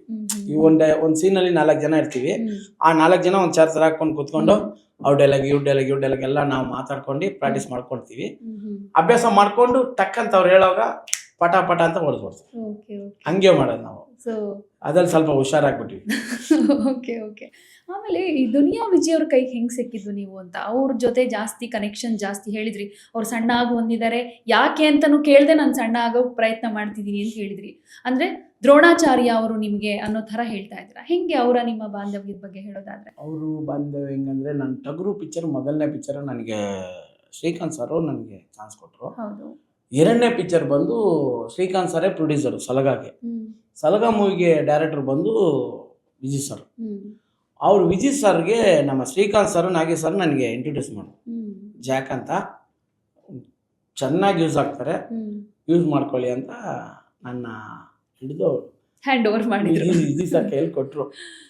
ವಿಜಯ್ ಸರ್ ಕೈಯಲ್ಲಿ ಕೊಟ್ಟಿದ್ಮೇಲೆ ಅವ್ರು ನನ್ನ ಬೆಳೆಸ್ಕೊಂಡು ರೀತಿ ಮಾತ್ರ ತುಂಬಾ ಚೆನ್ನಾಗಿ ಬೆಳೆಸ್ಕೊಂಡ್ರು. ಅದೇನೋ ನಮ್ಮನ್ನ ನೋಡಿದ ತಕ್ಷಣ ಅವ್ರಿಗೆ ಹಂಗ ಅನ್ಸಿದೆ, ಈ ಕ್ಯಾರೆಕ್ಟರ್ ಚೆನ್ನಾಗಿರುತ್ತೆ ಮಾಡ್ತಾನೆ ಅಂತ ನನ್ನ ನಂಬಿ ಅಷ್ಟು ದೊಡ್ಡ ಕ್ಯಾರೆಕ್ಟರ್ ಕೊಟ್ಟರು. ಅದನ್ನು ಮಾಡದೆ ನೋಡಿ ಮೇಡಮ್, ಈ ಕ್ಯಾರೆಕ್ಟರ್ ಬಂದು ಇನ್ನೂ ಸುಮಾರು ವರ್ಷ ಉಳ್ಕೊಳ್ಳುತ್ತೆ ಅಂತ ಕ್ಯಾರೆಕ್ಟರ್ ಕೊಟ್ಟರು. ಅವ್ರನ್ನ ಕೂಡ ನಾವು ಎಷ್ಟು ವರ್ಷ ಅದು ಉಳ್ಕೊಳುತ್ತೆ ಅಷ್ಟು ವರ್ಷ ಅವ್ರ ಜ್ಞಾಪಕದಲ್ಲಿ ಇಕ್ಕೋಬೇಕು, ಅವ್ರನ್ನ ಮರಿಬಾರ್ದು. ನಾನು ಅದಕ್ಕೆ ಅವ್ರನ್ನ ನಾನು ದ್ರೋಣಾಚಾರ್ಯರು ನಮ್ಮ ಗುರುಗಳು. ನನ್ನ ಕನ್ನಡ ಸಿನಿಮಾ ರಂಗದ ಮೊದಲನೇ ನನಗೆ ಹೆಸರು ಮಾಡಿಕೊಟ್ಟಂಥ ಡೈರೆಕ್ಟ್ರು ಹೀರೋ ಅವರು ವಿಜಯ್ ಸರ್. ಯಾಕಂದರೆ ಇಂಥ ಒಂದು ಅವಕಾಶ ಎಲ್ಲ ಯಾರಿಗೂ ಕೊಡ್ಬೋದು, ನಮ್ಮನ್ನು ಹುಡುಕಿ ಕೊಟ್ಟವರಲ್ಲ, ಅದನ್ನು ಮರಿಬಾರ್ದಲ್ಲ ಮೇಡಮ್. ಅದಕ್ಕೋಸ್ಕರ ಅವ್ರನ್ನ ನನ್ನ ದ್ರೋಣಾಚಾರ್ಯರು ಪಿಕ್ಚರ್ ಸಿನಿಮಾ ರಂಗದ ದ್ರೋಣಾಚಾರ್ಯ ಅವರಂತ ನಾನು ಹೇಳ್ಕೊಂಡೆ. ಇನ್ನು ಮುಂದೆ ಇನ್ನೂ ಒಂದು 10 ಸಿನಿಮಾ ಆಗ್ತಾ ಇದೆ ಅಂತ ಹೇಳಿದ್ರಿ. ಎಲ್ಲವೂ ಕೂಡ ದುನಿಯಾ ವಿಜಯ್ ಅವರ ಸಿನಿಮಾಗಳೇನಾ ಅಥವಾ ಬೇರೆ ಬೇರೆ? ಒಂದು ಪಿಕ್ಚರು ಸಿಟಿ ಲೈಟ್ ಅಂತ ದುನಿಯಾ ವಿಜಯ್ ಸರ್ದು. ಆಮೇಲೆ ಹತ್ತಿಕಾಯ ಅಂತ ನೀರು ಭಂಡಾರಿ ಅವ್ರದ್ದು. ಆ ಪಿಕ್ಚರ್ ನಾಗರಾಜ್ ಅಂತ, ಪಿನ್ಯ ನಾಗರಾಜ್ ಅಂತ ಡೈರೆಕ್ಟರು. ಇನ್ನೊಂದು ಅಲ್ಕಾಡಾನು Srikanth sir producer, Pramod hero. ಆಮೇಲೆ ಗೋಲ್ಮಾಲ್ ಗ್ಯಾಂಗ್ ಅಂತ ಮೈಸೂರಲ್ಲಿ ಶಿವಕುಮಾರ್ ಡೈರೆಕ್ಟ್ರು. ಆಮೇಲೆ ನಮ್ಮ ಕಾರ್ತಿಕ್ ರುವಾರಿಯರ್ ಅಂತ ಹೀರೋ, ಅವರು ಹೀರೋ ಮಾಡಿದ್ದಾರೆ. ಆಮೇಲೆ ಭೈರ ಅಂತ ಒಂದು picture, Mahesh hero, dance master Akul ಅಂತ ಅವರು ಡೈರೆಕ್ಟ್ರು. ಆಮೇಲೆ ಭೈರ ಆದಮೇಲೆ ಬೀಟ್ ಪೊಲೀಸ್ ಅಂತ ಒಂದು ಪಿಕ್ಚರು. ಆಮೇಲೆ ಸಾಲಗಾರರ ಸಹಕಾರ ಸಂಘ ಅಂತ ಧನು ಡೈರೆಕ್ಟರ್ ಹೆಸರು ಧನು ಅಂತ. ಸುಮಾರು ಹಿಂಗೊಂದು 9 ಪಿಕ್ಚರ್ ಲೈನಪ್ಪಲ್ಲಿ ಇದೆ, 10 ಪಿಕ್ಚರ್ ಇದೆ. ಮದರ್ ಅಂತ ಮೊನ್ನೆ ಒಂದು ಪಿಕ್ಚರ್ ಕಮಿಟ್ ಆದೆ ಶ್ರುತಿ ಮೇಡಮ್ ಜೊತೆಲಿ. ಆಮೇಲೆ ಲೈಫ್ ಸ್ಟೈಲ್ ಬಗ್ಗೆ ಮಾತಾಡಬೇಕು ನಿಮ್ಮ ಜೊತೆ. ಏನಂದ್ರೆ ಸ್ಲಮ್ ಜೀವನ ಹೇಳಿದ್ರಿ, ಓಕೆ. ಅದಾದ್ಮೇಲೆ ಚೆನ್ನಾಗಾಯ್ತು, ಸೆಟಲ್ ಆದ್ರಿ, ಓಕೆ. ಈಗ ಸಿನಿಮಾ ಒಂದಷ್ಟು ನಿಮ್ಮ ಬಗ್ಗೆ ನೀವು ಕಾನ್ಸಂಟ್ರೇಟ್ ಮಾಡಬೇಕಾಗುತ್ತೆ. ಆಗಲೇ ಹೇಳಿದ್ರಿ ಡಯಟ್ ಕೂಡ ಮಾಡ್ತಿದ್ದೀನಿ ಅಂತ. ಹೆಂಗೆ ನಿಮ್ಮ ಲೈಫ್ ಸ್ಟೈಲ್, ಹೇಗೆ ಫುಡ್ ಸ್ಟೈಲ್ ಆಗಿರ್ಬೋದು ಎಲ್ಲ ಹೆಂಗೆ ಕಂಪ್ಲೀಟ್ ಆಗಿ ಚೇಂಜ್ ಆಗಿದೆ? ಫುಡ್ ಸ್ಟೈಲ್ ಅಂದ್ರೆ ನಾನು ಬರೀ ಮಾಂಸಾಹಾರಿ, ನಾನು ನಾನ್ ವೆಜ್ ಇಲ್ಲದೆ ತಿನ್ನೋದೇ ಇಲ್ಲ. ನಾನು ಒಂದು ದಿನನೂ ಮಿಸ್ ಆಗಂಗಿಲ್ಲ ಅಥವಾ ಒಂದು ಟೈಮ್ ಮಿಸ್ ಆಗಂಗಿಲ್ವಾ? ಶುಕ್ರವಾರ ಶನಿವಾರ 2 ದಿನ ತಿನ್ನಲ್ಲ, ಮಿಕ್ಕಿ ದಿನಲ್ಲ ನಾನ್ ವೆಜ್ ಇಲ್ಲದೆ ನಾನು ತಿಂತಾ ಇದ್ದಿಲ್ಲ. 3 ಟೈಮ್ ಅಂದ್ರೆ 2 ಟೈಮ್ ಆದ್ರೂ ಮಿಸ್ಸೇ ಇಲ್ಲ. ಬೆಳಗ್ಗೆ ತಿನ್ನಕ್ಕಾಗಲ್ಲ, ಮಧ್ಯಾಹ್ನ ರಾತ್ರಿ ಕಂಪಲ್ಸರಿ ಮಾಡ್ತಾ ಇದ್ದೆ. ಅವರು ನಮ್ಮ ವಿಜಯ್ ಸರ್ ಬೇಡ ಅದು ಅಂತ ಹೇಳಿದ್ಮೇಲೆ ಅದನ್ನು ಸ್ವಲ್ಪ ಕಡಿಮೆ ಮಾಡ್ಕೊಂಬಿಟ್ಟೆ. ಇವಾಗ ಆಲ್ಮೋಸ್ಟ್ ಊಟ ಕೂಡ ಕಡಿಮೆ ಆಯ್ತು, ಅದಕ್ಕೆ ಸ್ವಲ್ಪ ಸಣ್ಣ ಆಗ್ಬಿಟ್ಟೆ. ಏನಾದ್ರು ರಿಗ್ರೆಟ್ಸ್ ಇದೆಯಾ ಸಣ್ಣ ಆಗ್ಬಾರ್ದಿತ್ತು ಅಂತ? ಅಥವಾ ಹಂಗೇನಿಲ್ಲ ಪಿಕ್ಚರ್ ಇಲ್ವಾ ಮೇಡಮ್, ಅದು ನಮ್ಮ ಕೆಲಸ ಇಲ್ವಾ? ಕೆಲಸ ಅಂದಮೇಲೆ ಅವ್ರು ಹೇಳಿದ್ರು ಅವರು ಡೈರೆಕ್ಟ್ರು ಏನು ಹೇಳ್ತಾರೆ ಅದನ್ನ ನಾವು ಕೇಳಬೇಕು. ಏನೋ ಕಾರಣಕ್ಕೆ ಕೇಳಿದ್ದಾರೆ ಸಣ್ಣ ಆಗ್ಬೇಕಂತ, ಆಯ್ತು ಸರ್ ಆಯ್ತು ಮಾಡ್ತೀನಿ ಸರ್ ಕಡಿಮೆ ಆಗ್ತೀನಿ ಅಂತ ಅವ್ರಿಗೆ ಮಾತು ಕೊಟ್ಟಿದ್ದೀನಿ, ಅದೇ ಥರ ಆಗಬೇಕು ಮಾಡ್ತೀನಿ. ಆಮೇಲೆ ಇನ್ನೊಂದು ಸ್ವಲ್ಪ ಕ್ಯೂರಿಯಾಸಿಟಿ ಇದೆ, ಹೇಳ್ತಿರೋ ಇಲ್ವೋ ಗೊತ್ತಿಲ್ಲ, ಬಟ್ ನನಗೆ ಕೇಳಲೇಬೇಕು ಅನ್ನಿಸ್ತಿದೆ, ಕೇಳ್ತಾ ಇದ್ದೀನಿ. ಹೆಂಗೆ ಅಂದರೆ ನಿಮ್ಮದು ಸಿನಿಮಾ ಆದಾಯ ಒಂದು ಕಡೆ, ಇನ್ನೊಂದು ಕಡೆ ಬಿಲ್ಡರ್ ಅಂತ ಹೇಳ್ತೀರಾ, ಆ ಕೆಲಸ ಈಗಲೂ ಕಂಟಿನ್ಯೂ ಮಾಡ್ತೀನಿ ಅಂತ ಹೇಳ್ತೀರಾ. ಹೆಂಗೆ ಬಿಲ್ಡರ್ ಕೆಲಸದಲ್ಲಿ ದುಡ್ಡು ಜಾಸ್ತಿನಾ, ಸಿನಿಮಾದಲ್ಲಿ ದುಡ್ಡು ಜಾಸ್ತಿನಾ? ಏನಿಲ್ಲ, ಸಿನಿಮಾದಲ್ಲೂ ಇದೆ ನಾನು ಬಿಲ್ಡಿಂಗ್ ಕೆಲಸ ಒಂದು ಮೇಡಮ್ ಅವಾಗಿಂದ ನಮ್ಮ ತಂದೆ ಕಾಲದಿಂದ ನಮ್ಮ ತಾತ ಕಾಲದಿಂದ ಮಾಡ್ತಾ ಇದ್ದೀವಿ. ಇವಾಗ ಸಿನಿಮಾದಲ್ಲಿ ಹೆಸರು ಮಾಡಿಬಿಟ್ವಿ, ದುಡ್ಡು ಮಾಡಿಬಿಟ್ಟಿವಿ, ನನ್ನ ಆ ಕೆಲಸನ ಬಿಡೋಕ್ಕಾಗಲ್ಲ. ಅದು ನಮಗೆ ಹಸುವನಾಗ ಟಕ್ ಅಂತ ಒಂದು ಊಟ ಹಾಕೋದು, ಕೈ ಹಿಡಿದಿದ್ದು ಅದೇ ಅದು ಅಲ್ವಾ? ಇವತ್ತಿಗೂ ಊಟ ಆಗುತ್ತೆ ನನಗೆ. ಅದು ಇವತ್ತಿಗೂ ನನಗೆ ಹಸುವನಾಗ ಟಕ್ಕನ್ನು ಬರೋದು ಅಲ್ಲಿಂದಾನೆ ದುಡ್ಡು. ಸಿನಿಮಾ ಅಲ್ಲೂ ಇದೆ ದುಡ್ಡು, ಹೇಳ್ಬಾರ್ದು, ಚೆನ್ನಾಗಿದೆ ದುಡ್ಡು ಅಲ್ಲಿ. ಓಕೆ, ಎಷ್ಟು ಪೇಮೆಂಟ್ ಎಷ್ಟು ಹಂಗಾದ್ರೆ? ಹಂಗೆ ಅದಕ್ಕೆ ಹೇಳಂಗಿಲ್ಲ ಮೇಡಮ್, ಅದೇ ದೊಡ್ಡ ಪ್ರಾಬ್ಲಮ್. ಅದು ಒಂದು ಮಾತ್ರ ಕೇಳಬೇಡಿ. ಓಕೆ, ಈ ಥರ ಕೇಳ್ತೀನಿ, ಇದಕ್ಕೇನು ಹೇಳ್ತೀರಾ ನೋಡೋಣ. ಅಂದರೆ ಸ್ಟಾರ್ಟಿಂಗ್ ಬಂದಾಗ ಎಷ್ಟಿತ್ತು ಅಷ್ಟೇ ಇದೆಯಾ, ಅದಕ್ಕೆ ಎಷ್ಟು ಪಟ್ಟು ಜಾಸ್ತಿ ಆಗಿದೆ? ಈ ಜಾಲಿ ಅಂತ ಕ್ಯಾರೆಕ್ಟರ್ ಬಂದ ಮೇಲೆ ಜಾಸ್ತಿ ಆಯಿತು. ಓಕೆ, ಹೋಗ್ಲಿ, ಫಸ್ಟ್ ಹೇಳ್ಬೋದು, ಈಗಲಿಂದ ಹೇಳಬೇಡಿ. ಫಸ್ಟು ಟಗರು ಸಿನಿಮಾಗೆ ಬಂದಾಗ ಎಷ್ಟಿತ್ತು ಪೇಮೆಂಟ್? ಟಗರು ಸಲಗಾಗಲ್ಲ ಬಂದು ನಮ್ಮ ಶ್ರೀಕಾಂತ್ ಸರ್ ಅವರು ಅವ್ರ ಮೇಲೆ ಇರೋ ಒಂದು ಗೌರವಕ್ಕೋಸ್ಕರ ನಾನು ಮಾಡಿಕೊಟ್ಟೆ. ಅವಾಗ ಕಾಸೆಲ್ಲ ಕೇಳಿಲ್ಲ. ಸಲಗಾಗೂ ಅಷ್ಟೇ, ಅವ್ರ ಮೇಲೆ ಇರೋ ಗೌರವಕ್ಕೋಸ್ಕರ ನಾನು ಕೇಳಿಲ್ಲ. ಆಮೇಲೆ ದುಡ್ಡು ಜಾಸ್ತಿ ಆಗಾಯ್ತು, ಅದಕ್ಕೆ ಸೇರಿ ಇಸ್ಕೊಂಬಿಟ್ಟೆ. ಓಕೆ, ಅಲ್ಲ ನಾನು ಅದಕ್ಕೆ ಕೇಳಿದ್ದು, ಸ್ಟಾರ್ಟಿಂಗಲ್ಲಿ ಎಷ್ಟು ತಗೊಂಡ್ರಿ, ಇವಾಗ ಎಷ್ಟು ತಗೊಳ್ತಿದ್ರ ಅಂತ ಕೇಳಲ್ಲ ನಾನು. ಅದಕ್ಕೆ ತಗೊಂಡಿಲ್ಲ. ಓಕೆ, ಅವ್ರ ಮೇಲೆ ಇರೋ ಗೌರವಕ್ಕೋಸ್ಕರ ಕೇಳಕ್ ಹೋಗ್ಲಿಲ್ಲ.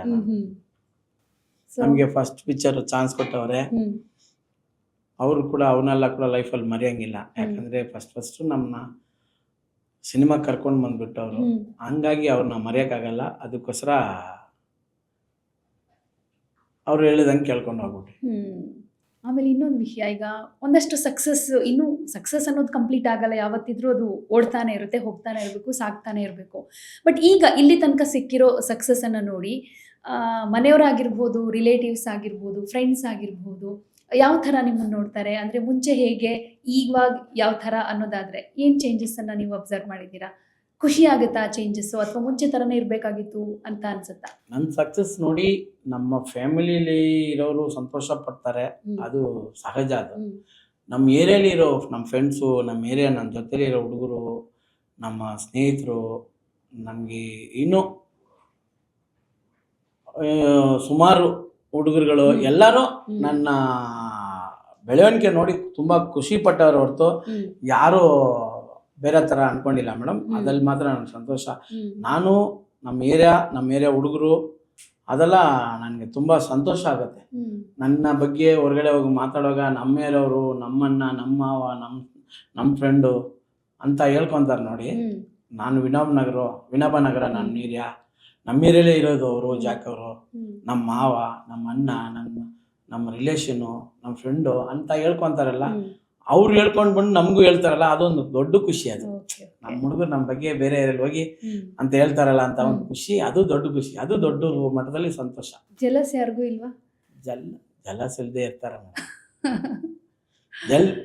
ನೀವೇ ಹೇಳಿ, ಇರಲ್ಲ, ಇದ್ದೇ ಇರುತ್ತೆ. 100ರಲ್ಲಿ ಒಂದು 15-20% ಇದ್ದೇ ಇರ್ತಾರೆ. ಯಾಕಂದ್ರೆ ಮೇಡಮ್ ಅವರು ಜಲಸ್ ಅಂದ್ರೆ ಹೆಂಗ್ ಗೊತ್ತಾ ಮೇಡಮ್, ನಾವು ಯಾರಿಗೂ ಇವತ್ತವರೆಗೂ ಏನೂ ಒಂದು ದ್ರೋಹ ಮಾಡಿಲ್ಲ, ಯಾರಿಗೂ ಕೆಟ್ಟದ್ದು ಬಯಸಲ್ಲ, ಏನು ಮಾಡಲ್ಲ. ಇದ್ರೆ ಕೂಡ ನಮ್ಮ ನೋಡಿ ಹುಡ್ಕೊತಾರೆ ಒಂದು 10-20%. ಅವ್ರನ್ನ ಬಂದು ಏನು ಮಾಡೋಕ್ಕಾಗಲ್ಲ ಮೇಡಮ್. ಅವ್ರನ್ನ ತಿದ್ದಕ್ಕೆ ಕೇಳಿದ್ರು ಅವ್ರು ತಿದ್ದಲ್ಲ, ನಾವೇನು ಹೇಳಿದ್ರು ಅವರು ಒಪ್ಪಲ್ಲ. ಅದಕ್ಕೋಸ್ಕರ ನಾವು ಅವ್ರ ಬಗ್ಗೆ ತಲೆ ಕೆಡಿಸ್ಕೋಬಾರ್ದು. ಅವರು ನಮ್ಮ ಮೇಲೆ ಅವ್ರಿಗೆ ನೀವು ಹೇಳ್ದಂಗೆ ಜಲಸ್ ಇದ್ರು ಕೂಡ ಅವ್ರು ಕೂಡ ಒಂದು ಖುಷಿ. ಹೊಟ್ಟೆ ಉರಿಸ್ತಾ ಇದೀನಲ್ಲ ಅನ್ನೋ ತರ. ಹೊಟ್ಟೆ ಉರಿದ್ರೆ ಕೂಡ ನಮ್ಮ ಏರಿಯಾ ಅವನು, ಅವನ ಮೇಲೆ ನಮ್ ಕೋಪ ಇದ್ರೆ ಕೂಡ ನಮ್ಮ ಏರಿಯಾ ಅವನು ಒಂದ್ ಮಟ್ಟಕ್ಕೆ ಬಂದವನೆ, ಬೇಡಪ್ಪ ಸಂತೋಷ ಅನ್ನೋ ತರ ಉರ್ಕೊಂಡ್ರೆ ಕೂಡ ಹೇಳ್ಕೊಂತಾರೆ, ಸಂತೋಷವಾಗಿ ಹೇಳ್ಕೊಂತಾರೆ. ನಮ್ಮೇರ ಹೇಳ್ಬೇಕಲ್ಲ, ಅವಶ್ಯಕತೆ ಇದ್ರೆ ಯಾರೋ ಬಂದು ಕೇಳ್ತಾರೆ, ಅವಾಗ ಜಾಕ್ ನಿಮ್ಮೆಯವ್ರ, ಹೌದು ನಮ್ಮೇರವರೇ, ನಮ್ಮ ರಿಲೇಷನ್ನೇ, ಅವನ ಆದ್ರೆ ಉರ್ಕೊಂಡಿರ್ತಾನೆ, ಇದ್ರು ಹೇಳ್ತಾನೆ ನಮ್ಮೇರವರೇ, ನಮ್ಮ ರಿಲೇಷನ್ನೇ, ಹಂಗೆ ಹಿಂಗೆ ಅಂತ ಹೇಳ್ಕೊಂತಾರೆ. ಅದು ಕೂಡ ಒಂದು ಖುಷಿ ತಾನೆ ನನಗೆ. ನಮ್ಮ ಆಪೋಸಿಟ್ ನಮ್ಮ ಎನಿಮಿ ಕೈಯಲ್ಲಿ ನಾನು ಹೊಗಳಿಸ್ಕೊಳ್ಳೋದಿದೆಯಲ್ಲ, ಹೊಗಳಿಸ್ಕೊಳ್ಳೋದು ಅದು ಸೂಪರ್ ಬಿಡಿ. ಅದು ಒಂದು ಖುಷಿ. ಆಮೇಲೆ ಈಗ ಒಂದಷ್ಟು ತಪ್ಪು ನೀವು ಹೇಳಿದ್ರಿ, ಯಾರಿಗೂ ಏನು ಮೋಸ ಮಾಡಿಲ್ಲ, ಅದು ವಾಟ್ ಎವರ್. ಬಟ್ ಎಲ್ಲೋ ಒಂದು ಕಡೆ ಅನಿಸಿದ್ಯಾ, ಜನ ಈ ವಿಷಯದಲ್ಲಿ ನನ್ನನ್ನು ತಪ್ಪಾಗಿ ಅರ್ಥ ಮಾಡ್ಕೊಂಡಿದ್ದಾರೆ, ಆ ಥರ ನಾನಲ್ಲ ಅನ್ನೋದಕ್ಕೆ ಏನಾದರೂ ವಿಷಯ ಇದೆಯಾ? ಮೇಡಮ್, ನಾನು ಇವತ್ತು ಕೂಡ ಸರಿ ನಮ್ಮ ಜನರ ಜೊತೆಲಿ ತುಂಬ ಅಂದರೆ ತುಂಬ ಮಿಂಗಲ್ ಆಗಿರ್ತೀನಿ. ಯಾಕಂದರೆ ನಮ್ಮ ಬಾಸ್ ಹರಿದೇವರಾಜ್ ಅವರು ಅವತ್ತಿಂದ ಇವತ್ತವರೆಗೂ ನಮ್ಮ ಏರಿಯಲ್ಲಿ ಯಾವುದೇ ಕೆಲಸ ಇದ್ರು ನನ್ನ ಕೈಲೇ ಮಾಡಿಸೋರು. ಅವ್ರು ಯಾವಾಗ ಅವರು ತೀರೋಗಿದ್ರು, ಅವ್ರು ತೀರೋಗಿ ಒಂದು 5-6 ತಿಂಗಳಾಯ್ತು. ಅವ್ರು ತೀರೋದ್ಮೇಲೆ ಅವ್ರ ಮಗ ಯಾರು ಯುವರಾಜ್ ಅಂತ, ಅದನ್ನು ಅವ್ರು ಹಿಂಬಾಲಿಸ್ತಾ ಇದ್ದಾರೆ. ಅವ್ರು ಮಾಡಿದಂಥ ಎಲ್ಲ ಕೆಲಸಗಳನ್ನ ಕೂಡ ಜನರಿಗೆ ಏನೇನು ಯಾವಾಗ ಯಾಕೆ ಕೊರತೆ ಏನು ಎಲ್ಲ, ಇವಾಗ ಕೌನ್ಸಿಲರ್ ಆಗಿದ್ರು, ಎಕ್ಸ್ ಕೌನ್ಸಿಲರ್ ಆಗಿದ್ರು, ಇವಾಗ ಕೌನ್ಸಿಲರ್ ಇಲ್ಲ ಇದ್ರೆ ಕೂಡ ಜನರಿಗೋಸ್ಕರ ಒಳ್ಳೆ ಸೇವೆ. ಅವ್ರ ತಾಯಿ ಇದ್ದಾರೆ ಮಮತಾ ಅಂತ, ನಮ್ಮ ಹರಿದೇವರಾಜ್ ಅವರ ಮಿಸ್ಸಸ್ಸು ಮಮತಾ ಅಂತ, ಅವರು ಮತ್ತು ಅವರು ಮಗ ಯುವರಾಜು, ಅವ್ರು ಮಾಡಿದಂಥ ನಮ್ಮ ಹರಿದೇವರಾಜ್ ಸಾಹೇಬ್ರು ಮಾಡಿದಂಥ ಕೆಲಸಗಳನ್ನ ಇವತ್ತು ಕೂಡ ಅವ್ರ ಆಫೀಸ್ ಹತ್ರ ಒಂದು 50-100 ಜನ ಇದ್ದೇ ಇರ್ತಾರೆ. ಡೈಲಿ ಏನಾದರೂ ಒಂದು ಹೆಲ್ಪು ಜನರಿಗೋಸ್ಕರ ಮಾಡ್ತಾನೆ ಇರ್ತಾರೆ. ಎಲ್ಲ ಏರಿಯಾಗೂ ಹೋಗ್ತಾರೆ, ವಿಸಿಟ್ ಮಾಡ್ತಾರೆ. ಅವ್ರ ತಂದೆ ಮಾಡಿದಂಥ ಎಲ್ಲ ಕೆಲಸನೂ ಅವ್ರ ಮಗ ಯುವರಾಜು ಮತ್ತು ಅವ್ರ ತಾಯಿ ಮಮತಾ ಅವರು ಎತ್ಕೊಂಡು ಜನರಿಗೋಸ್ಕರ ಮಾಡ್ತಾರೆ. ಅವ್ರ ಲಿಂಕಿಂದ ಇವತ್ತು ಏರಿಯಲ್ಲಿ ಏನೇ ಕೆಲಸ ಇದ್ರು ಅವ್ರ ಮುಖಾಂತರ ನಾನೇ ಮಾಡ್ತಾ ಇದ್ದೀನಿ. ಒಳ್ಳೆ ಕೆಲಸಗಳು ಮಾಡ್ತಾರೆ. ಅವ್ರ ಅಪ್ಪ ತಂದೆಗೆ ತಕ್ಕ ಮಗ ಅನ್ನೋದನ್ನ ಒಂದು ರೀತಿಯಲ್ಲಿ ಅವರು ಮಾಡ್ಕೊಂಡು ಬರ್ತಾ ಇದ್ದಾರೆ. ಒಳ್ಳೆ ಕೆಲಸಗಾರರು. ಅವರು ನೆಕ್ಸ್ಟು MLA ಕ್ಯಾಂಡಿಡೇಟ್ ಆಗ್ತಾರೆ, MLA ಆಗ್ತಾರೆ. ಅವ್ರು ಇಲ್ಲಾಂದರೆ ಅವ್ರ ತಾಯಿ ಇಬ್ಬರಲ್ಲಿ ಯಾರಾದರೂ ಒಬ್ಬರು ಚಿಕ್ಕಪೇಟೆಗೆ ಅವರು ಆಗೋಕ್ಕೆ ಚಾನ್ಸ್ ಇದೆ. ಆ ಥರ ಸಾಧ್ಯತೆ ಗೆದ್ದರೆ ಅಲ್ಲಿ ನಾವು ತಿರ್ಗಾ ಒಂದು ರಾಜಕೀಯದಲ್ಲಿ ಮೆರೆಯೋಕ್ಕೆ ಒಂದು ಒಳ್ಳೆ ಚಾನ್ಸ್ ಇದೆ.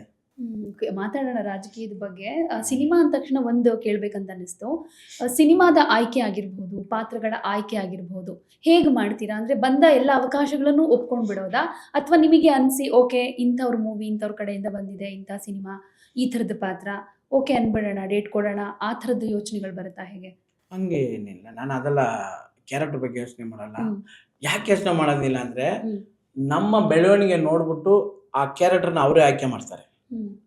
ಇವರು ಇಷ್ಟು ಮಟ್ಟಿಗಿದ್ದಾರೆ, ಇವ್ರಿಗೆ ಈ ಕ್ಯಾರೆಕ್ಟ್ರು, ನಾವು ಸಣ್ಣ ಪುಟ್ಟ ಕ್ಯಾರೆಕ್ಟರ್ ಕೊಟ್ಟರೆ ಅದು ನಮ್ಮದೇ ತಪ್ಪ ಅನ್ನೋ ಯೋಚನೆಯಲ್ಲಿ ನಮಗೆ ಡೈರೆಕ್ಟರ್ಗೆ ಒಳ್ಳೆ ಯೋಚನೆ ಮಾಡಿನೇ ನಮ್ಗೆ ಕ್ಯಾರೆಕ್ಟರ್ ಕೊಡ್ತಾರೆ. ಇವಾಗ ಮಾಡ್ತಾ ಇರೋ ಕ್ಯಾರೆಕ್ಟರ್ ಕೂಡ ಎಲ್ಲ ಒಳ್ಳೆ ಕ್ಯಾರೆಕ್ಟರ್. ಯಾರು ಬಂದು ನಾನು ಹಿಂಗೆ ನಿಂತು ಹೋಗೋ ಥರ ಕ್ಯಾರೆಕ್ಟರ್ ಎಲ್ಲ ಇಲ್ಲ.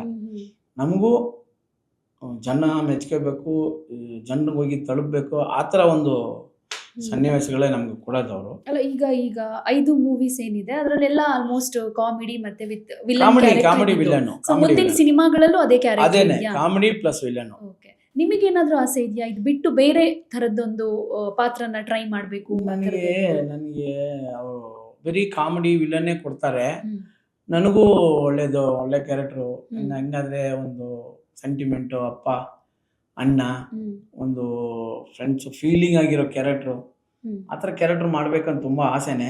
ನಮ್ ನೋಡಿದ್ರೆ ನಗಿಬೇಕು, ಇಲ್ಲ ನಮ್ಮನ್ನ ನೋಡಿದ್ರೆ ನಗಿಬೇಕು, ನಗಿಸ್ಬೇಕು ಅನ್ನೋ ಒಂದು ಭಾವನೆಯಲ್ಲೇ ಇದ್ದಾರೆ ಅವರು ಡೈರೆಕ್ಟರ್ಗಳು, ನಮ್ಮ ಗುರುಗಳು. ಅವ್ರುಗಳು ಯಾರು ಏನೇನು ಕ್ಯಾರೆಕ್ಟರ್ ಕೊಡ್ತಾರೆ ಅದನ್ನ ಮಾಡ್ಕೊಂಡು ಹೋಗ್ಬೇಕು. ಅವ್ರ ಹತ್ರ ವಾದ ಮಾಡಬಾರ್ದು, ಕೊಟ್ಟಿದ್ ಮಾಡೋಣ. ನಾನು ಇವತ್ತವರೆಗೂ ಯಾರು ಡೈರೆಕ್ಟರ್ ನಿಮ್ಗೆ ಸೆಂಟಿಮೆಂಟ್ ಪಾತ್ರಗಳು ಮಾಡ್ಬೇಕು ಅನ್ನೋ ತುಂಬಾ ಆಸೆ, ತುಂಬಾ ಅಂದ್ರೆ ತುಂಬಾ ಆಸೆ ಸೆಂಟಿಮೆಂಟ್ ಕ್ಯಾರೆಕ್ಟರ್ ಮಾಡ್ಬೇಕಂತ. ಓಕೆ, ಸೊ ಈಗ ಅಂದರೆ ಇದ್ರ ಜೊತೆಗೆ ಸೆಂಟಿಮೆಂಟ್ ಪಾತ್ರ ಒಂದು ಕಡೆ, ಇಂಥ ಪಾತ್ರ ಇಂಥವ್ರ ಜೊತೆ ಮಾಡಬೇಕಾಗಿತ್ತು, ಮಾಡೋಕ್ಕಾಗಲಿಲ್ವಲ್ಲ, ಮಿಸ್ ಮಾಡಿಕೊಂಡೆ, ಆ ಥರದ್ದೇನಾದರೂ ಥಾಟ್ಸ್ ಇದೆಯಾ ನಿಮಗೆ? ನನ್ನ ಲೈಫಲ್ಲಿ ಫಸ್ಟ್ ಟೈಮು ನನ್ನ ಶಿವಣ್ಣ ಜೊತೆಲಿ ಮಾಡಿದೆ. ನನ್ನ ಮೊದಲ ಸಿನಿಮಾ ರಂಗದ ಅವ್ರ ಜೊತೆಲಿ ಮಾಡಿದೆ ನನ್ನ ದೊಡ್ಡ ಪುಣ್ಯ ನನಗೆ. ಯಾಕಂದರೆ ಅಂಥವ್ರ ಜೊತೆಲಿ ಚಾನ್ಸ್ ಸಿಗೋದು ದೊಡ್ಡ ವಿಷಯ. ಅವ್ರ ಜೊತೆಲಿ ನೋಡಿ, ಅವ್ರ ಜೊತೆಲಿ ಮಾಡಿದೆ. ಎಕ್ಕ ಪಿಕ್ಚರು ಯುವರಾಜ್ ಜೊತೆಲಿ ಮಾಡಿದೆ. ಸಿಟಿ ಲೈಟು ವಿನಯ್ ರಾಜ್ಕುಮಾರ್ ಜೊತೆಲಿ ಮಾಡಿದೆ. ನನಗೆ ನಮ್ಮ ಪುನೀತ್ ಸರ್ ಜೊತೆಲಿ ಒಂದು ಪಿಕ್ಚರು ಆಲ್ಮೋಸ್ಟ್ ಮಾತುಕತೆ ಆಯಿತು, ತೀರೋಗ್ಬಿಟ್ರು. ನನಗೆ ಶಿವಣ್ಣ ಫ್ಯಾಮಿಲಿ ಎಲ್ಲ ಜೊತೆಲಿ ಮಾಡೋದನ್ನ ಒಂದು ಅವಕಾಶ ಸಿಕ್ಕಿ ಅದು ಪೂರ್ತಿಯಾಗಿರೋದು. ಅವ್ರ ಜೊತೆಲಿ ಒಬ್ಬರ ಜೊತೆಲಿ ಮಾಡ್ಬಿಟ್ಟಿದ್ರೆ ಅದು ಒಂದು ಮಿಸ್ ಆಯಿತು. ನನ್ನ ಲೈಫ್ ಟೈಮಲ್ಲಿ ಶಿವಣ್ಣ ಜೊತೆಲಿ ಮಾಡಿದ್ದು ಕೂಡ ಇವತ್ತು ಕೂಡ ನಾನು ಎಲ್ಲಿ ನೋಡಿದ್ರು ಏನೋ ಮನೇಲಿ ಒಂದು ಹುಡುಗ ಥರ ಕರೆದು ಮಾತಾಡೋರು. ಏಯ್ ಬಾರೋ, ಏನೋ ಜಾಗ ಚೆನ್ನಾಗಿದ್ಯಾ ಅಂತ ಒಂದು ಖುಷಿಯಾಗಿ ಮಾತಾಡೋರು. ಯಾವತ್ತು ನಾನು ನೋಡಿ ಹಂಗೆ ನೋಡ್ದಂಗೆ ನೋಡಲ್ಲ. ಯಾವಾಗಲೂ ಸರಿ ನಮ್ಮ ತಮ್ಮನ ಥರ ಕರೆದು ಮಾತಾಡಿ ಅದು ಆ ಬಾಂಧವ್ಯ ಶಿವಣ್ಣ ಹತ್ರ ನನಗೂ ಅವ್ರಿಗೂ ತುಂಬ ಅಂದರೆ ತುಂಬ ಹಚ್ಕೊಂಡಿದ್ದೀವಿ. ಇನ್ನು ಈಗಿರೋ ನಟ ನಟಿಯರಲ್ಲಿ ಯಾರ ಜೊತೆನಾದ್ರೂ ಮಾಡಬೇಕು ಆಕ್ಟ್ ಅನ್ನೋದ್ರ ಬಗ್ಗೆ? ಮೇಡಮ್ ಆ್ಯಕ್ಟಿಂಗ್ ಅನ್ನೋದ್ಮೇಲೆ ಎಲ್ಲರ ಜೊತೆಲಿ ಮಾಡೋದು ಆಸೆನೇ. ಓಕೆ, ನಮ್ಗೆ ಅವಶ್ಯಕ ಅಲ್ಲ ಪರ್ಟಿಕ್ಯುಲರ್ ಆಗಿ ಈಗ ಒಂದಷ್ಟು ಫೇಮಸ್ ದಿಗ್ಗಜ ನಟ ನಟಿಯರು ಇರ್ತಾರೆ. ಸೊ ಇಂಥವ್ರ ಮೂವಿಲಿ ನಾನು ಆಕ್ಟ್ ಮಾಡಬೇಕು ಅನ್ನೋ ಆಸೆ ಏನಾದರೂ ಇದೆಯಾ? ಹಂಗೆ ಒಬ್ಬರ ಹೆಸರು ಹೇಳಿದ್ರೆ ಎಲ್ಲ ಇನ್ನೊಂದು ಸಣ್ಣ ಸಿಗಲ್ಲ ಮೇಡಮ್.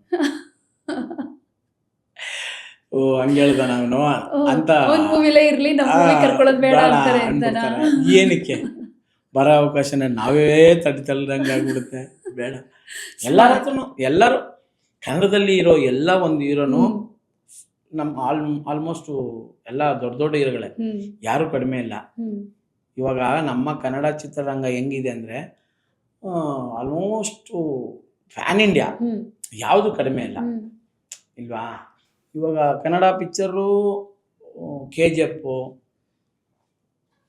1, KGF 2, ಕಾಂತಾರ 1, ಕಾಂತಾರ 2 ಈ ಥರ ದೊಡ್ಡ ದೊಡ್ಡ ಪಿಕ್ಚರ್ಗಳೇ ಬಂದು ದೊಡ್ಡ ಸಕ್ಸಸ್ ನೋಡಿದೆ. ನಾವೇನು ಕಡಿಮೆ ಇಲ್ಲ. ಹಂಗಾಗಿ ಎಲ್ಲ ಹೀರೋಗಳ ಜೊತೆಲೂ ಮಾಡಬೇಕಂತ ನನಗೆ ತುಂಬ ಖುಷಿನೇ. ಅವಕಾಶ ನಮ್ಮನ್ನ ಹುಡ್ಕೊಂಡು ಬರಬೇಕು, ಸಿಕ್ಕಿದ್ರೆ ಎಲ್ಲರ ಜೊತೆಲೂ ಮಾಡ್ತೀವಿ. ಈಗ ಜಸ್ಟ್ ಆ್ಯಕ್ಟಿಂಗ್ ಮಾಡಿಕೊಂಡೇ ಇರೋದು ಇನ್ನು ಮುಂದೇನು ಸಿನಿಮಾ ಕ್ಷೇತ್ರದಲ್ಲಿ ಅಂತಾನ, ಅಥವಾ ಡೈರೆಕ್ಷನ್ ಪ್ರೊಡ್ಯೂಸ್ ಮಾಡಬೇಕು ನಾನೇ ಸಿನಿಮಾ, ಈ ಥರದ್ದೇನಾದರೂ ಪ್ಲ್ಯಾನ್ಸ್ ಇದೆಯಾ? ನನಗೆ ಇವತ್ತು ಒಂದು ಆಸೆ, ವಿಜಯ್ ಸರ್ ಡೈರೆಕ್ಟರ್ ಮಾಡಬೇಕು, ಶಿವನ ಹೀರೋ ಮಾಡಬೇಕು, ಅದನ್ನು ನಾನು ಪ್ರೊಡ್ಯೂಸ್ ಮಾಡಬೇಕು. ಓಕೆ, ಈ ಥರ ಒಂದು ಆಸೆ ನನಗೆ ಯಾವಾಗಲೂ ಉಟ್ಕೊಂತು. ಅದು ಇಬ್ಬರನ್ನು ಸೇರಿಸಿ ಇಲ್ಲ ಅವರು ಒಪ್ಕೊಂತಾರೆ, ಇವರು ಒಪ್ಕೊಂತಾರೆ. ನಾನು ಕೇಳಿದ್ರೆ ನನ್ಗೊಂದು ಥಾಟ್ ಒಪ್ಕೊಂತಾರೆ. ಹೇಳಿದ್ದೀರಾ ವಿಜಯ್ ಸರ್ ಹತ್ರ ಇದ್ರ ಬಗ್ಗೆ? ಇನ್ನೂ ಹೇಳಿಲ್ಲ. ಅದು ನನ್ನ ಮೈಂಡಲ್ಲಿ. ಈಗ ಆಲ್ರೆಡಿ ಅವರು ಡೈರೆಕ್ಷನ್ ಫೀಲ್ಡ್ ಅಲ್ಲೇ ಇದ್ದಾರೆ, ದುನಿಯಾ ವಿಜಯ್ ಸರ್. ನೀವು ಪ್ರೊಡ್ಯೂಸ್ ಮಾಡಕ್ ರೆಡಿ ಇದೀನಿ ಅಂತ ಹೇಳ್ತಿದ್ದೀರಾ. ಇನ್ನ ಒಪ್ಕೊಳ್ಬೇಕಾಗಿರೋದು ಶಿವಣ್ಣ ಅವರೇ. ಅವರಿಬ್ರು ಒಪ್ಕೊಂಡ್ರೆ ಸ್ವಲ್ಪ ಏನು ಟೈಮ್ ಎತ್ಕೊಂತಾರೆ. ಯಾಕಂದ್ರೆ ಶಿವಣ್ಣದು ಪಿಕ್ಚರ್ಗಳು ಲೈನಪ್ ಅಲ್ಲಿ ಇದೆ, ವಿಜಯ್ ಸರ್ ಸ್ವಲ್ಪ ಬಿಜಿ ಇದ್ದಾರೆ. ಅವ್ರು ಇಬ್ರದ್ದು ಆದ್ರೆ ಟ್ರೈ ಮಾಡೋಣ. ಓಕೆ ಅಂತ ಹೇಳಕ್ಕಾಗಲ್ಲ, ಪ್ರಯತ್ನ. ಬಟ್ ರೆಡಿ ಇದೀರಾ? ಪ್ಯಾನ್ ಇಂಡಿಯಾ ಮೂವಿ ಆದ್ರೂ ಓಕೆ, ದೊಡ್ಡ ಬಜೆಟ್ ಮೂವಿ ಆದ್ರೂ ಓಕೆನಾ? ಅಷ್ಟು ದೊಡ್ಡಕ್ಕಲ್ಲ, ಹೋಗಲ್ಲ, ಕರ್ನಾಟಕ ರೇಂಜಲ್ಲೇ ಮಾಡೋಣ. ಓಕೆ. ಮತ್ತೆ ಇನ್ನೊಂದು ವಿಚಾರ ಏನಂತಂದ್ರೆ, ಈಗ ಇಲ್ಲಿ ಫೇಮಸ್ ಆಗಿದೆ ನಿಮ್ಮ ಡೈಲಾಗ್, ಬರೀ ಕರ್ನಾಟಕದಲ್ಲ ಬೇರೆ ಬೇರೆ ಕಡೆನೂ ಯಾರು ನೋಡಿದ್ರು ಜಾಲಿ ಜಾಲಿ ಅಂತ ಫೇಮಸ್ ಆಯ್ತು ಆ ಡೈಲಾಗು. ಸೊ ಗೊತ್ತಿದೆ ಯಾರು ನೀವು ಅಂತ. ಬೇರೆ ಸಿನಿಮಾಗಳೆಲ್ಲ ಆಫರ್ ಬಂದ್ರೆ, ಈಗ ತಮಿಳಲ್ಲೂ ಕೂಡ ಒಳ್ಳೆ ಗ್ರಿಪ್ ಇದೆ ನಿಮಗೆ. ಸೊ ನೆಕ್ಸ್ಟ್ ಏನಾದರೂ ತಮಿಳು, ತೆಲುಗು ಈ ಥರ ಬೇರೆ ಬೇರೆ ಕಡೆಯಿಂದ ಏನಾದರೂ ಆಫರ್ಸ್ ಬಂದರೆ, ಬೇರೆ ಭಾಷೆಯಿಂದ ಆ್ಯಕ್ಟ್ ಮಾಡ್ತೀರಾ ಹೇಗೆ? ತಮಿಳ್ನಾಡಲ್ಲಿ ನಾನು ಸೂರ್ಯ ಇದ್ದಾರೆ, ಸೂರ್ಯ ಕರ್ನಾಟಕ ಸೂರ್ಯ ಅಭಿಮಾನಿಗಳ ರಾಜ್ಯ ಅಧ್ಯಕ್ಷ. ಹೌದು, ಈ ನಮ್ಮ ಕರ್ನಾಟಕ ರಾಜ್ಯಕ್ಕೆ ನಾನೇ ಅಧ್ಯಕ್ಷ. ಅವ್ರು ಯಾವಾಗ ಬೆಂಗಳೂರಿಗೆ ಬಂದರೂ ಸರಿ, ಕರ್ನಾಟಕದಲ್ಲಿ ಯಾವುದೇ ಪ್ರೋಗ್ರಾಮ್ ಬಂದರೂ ಸರಿ, ನನ್ನ ಮುಖಾಂತರನೇ ನಾನು ಅಲ್ಲಿ ಓಡೋದು. ಮೊನ್ನೆ ಪುನೀತ್ ಸರ್ ಸಾವು ಡೈರೆಕ್ಟ್ ಕನೆಕ್ಷನ್ ನಿಮ್ಗೂ. ಪುನೀತ್ ಸರ್ ಸಾವು ಕೂಡ ಬಂದರು, ನಾನೇ ಕರ್ಕೊಂಡು ಹೋದೆ, ಎಲ್ಲ ಜೊತೆಲಿ ಮಾಡಿದೆ. ಅವರು ಇವಾಗ ನಾನು ಒಂದು ಸೈಮಾ ಅವ್ರು ತಗೊಂಡಿರೋದು ಕೂಡ ಅವ್ರಿಗೆ ಗೊತ್ತು.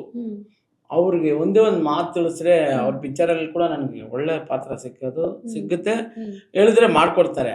ನಾನು ಕೇಳಿಲ್ಲ, ನನಗೆ ಕನ್ನಡ ಚಿತ್ರನೇ ಸಾಕು, ಅಲ್ಲಿವರೆಗೂ ಬೇಡ. ಯಾಕಂದ್ರೆ ಅಲ್ಲಿ ಓಡೋದು ಇಲ್ಲಿ ಬರೋದು, ಇವಾಗ ಅದು ಪಿಕ್ಚರ್ ಲೈನಪ್ ಇದೆ, ನಾನು ಅಲ್ಲಿ ಬೇರೆ ಹೋಗ್ಬೇಕು, ಟೈಮಿಂಗ್ ಅದು ಇಷ್ಟ ಆಗಲ್ಲ.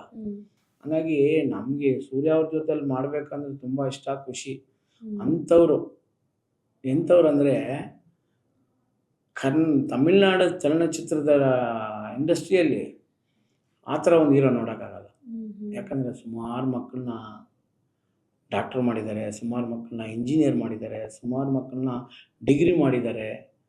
ಇಂಥ ಒಂದು ವ್ಯಕ್ತಿ, ಆ ಥರ ವ್ಯಕ್ತಿ ಬಂದು, ಆ ಥರ ವ್ಯಕ್ತಿಗೆ ನಾನು ಒಂದು ಅದರ್ ಸ್ಟೇಟು, ಬೇರೆ ಸ್ಟೇಟಲ್ಲಿ ನಾನು ಅವ್ರಿಗೆ ಅಧ್ಯಕ್ಷ ಆಗಿದ್ದೀನಿ ಅಂದರೆ ತುಂಬ ಸಂತೋಷ. ಹೆಂಗೆ ಸಾಧ್ಯ ಆಯಿತು ಇದು? ನಾನು ಒಂದು 25 ವರ್ಷದಿಂದ ನಾನೇ ಇದ್ದೀನಿ, 20 ವರ್ಷ ಮೇಲೆ ಆಯಿತು ಅವ್ರಿಗೆ ಸಂಘ ಕಟ್ಟಿ ನಾವು ಅಧ್ಯಕ್ಷರಾಗಿ. ಇವತ್ತವರೆಗೂ ನಾನು ಸಿನಿಮಾ ನಟ ಆಗಿ ಕೂಡ ಅದನ್ನು ಬಿಟ್ಟಿಲ್ಲ. ಯಾಕೆ ಬಿಟ್ಟಿಲ್ಲ ಅಂದರೆ ಅಂಥವ್ರನ್ನ ಬಿಡೋಕ್ಕೆ ಮನಸ್ಸಿಲ್ಲ. ಇವತ್ತು ತಮಿಳ್ನಾಡಲ್ಲಿ ರಾಜಕೀಯ ಮುಖಾಂತರ ವಿಜಯ್ ಅವರು CM ಆಗಿದ್ದಾರೆ TVKಲಿ. ನನಗೆ ಗೊತ್ತಿರೋ ಮಟ್ಟಕ್ಕೆ ಸೂರ್ಯ ಅವರು ಆಗಿರಬೇಕು. ಅವ್ರಿಗೆ ಇಂಟ್ರೆಸ್ಟ್ ಇದೆಯಾ? ಇಂಟ್ರೆಸ್ಟ್ ಇಲ್ಲ ಇದ್ರೆ ಕೂಡ ಅವ್ರಿಗೆ ಎಲ್ಲ ಅರ್ಹತೆನೇ ಇದೆ ಸೂರ್ಯ ಅವ್ರಿಗೆ. ಯಾಕಂದರೆ ನೋಡಿ, ವಿಜಯ್ ಅನ್ನೋರು ಯಾರು, ಒಂದು ಸಿನಿಮಾ ನಟರು ಬಂದರು, ಬರೀ ಆಕ್ಷನ್ ಮೂವಿ ಮಾಡಿದ್ರು, ಮಕ್ಕಳ ಮನಸ್ಸನ್ನ ಗೆದ್ದರು, ಮಕ್ಕಳ ಮುಖಾಂತರ ಜನರಿಗೆ ಗೆಲ್ಸಿ ಅವ್ರವ್ರ ಮನೇಲಿ ಹೇಳಿ ಹಂಗೆ ಮಾಡಿ ಏನೋ ಓಟ್ ಹಾಕಿ ಗೆದ್ಕೊಂಬಿಟ್ರು. ಸೂರ್ಯ ಅನ್ನೋರು ಹಂಗಿಲ್ಲ.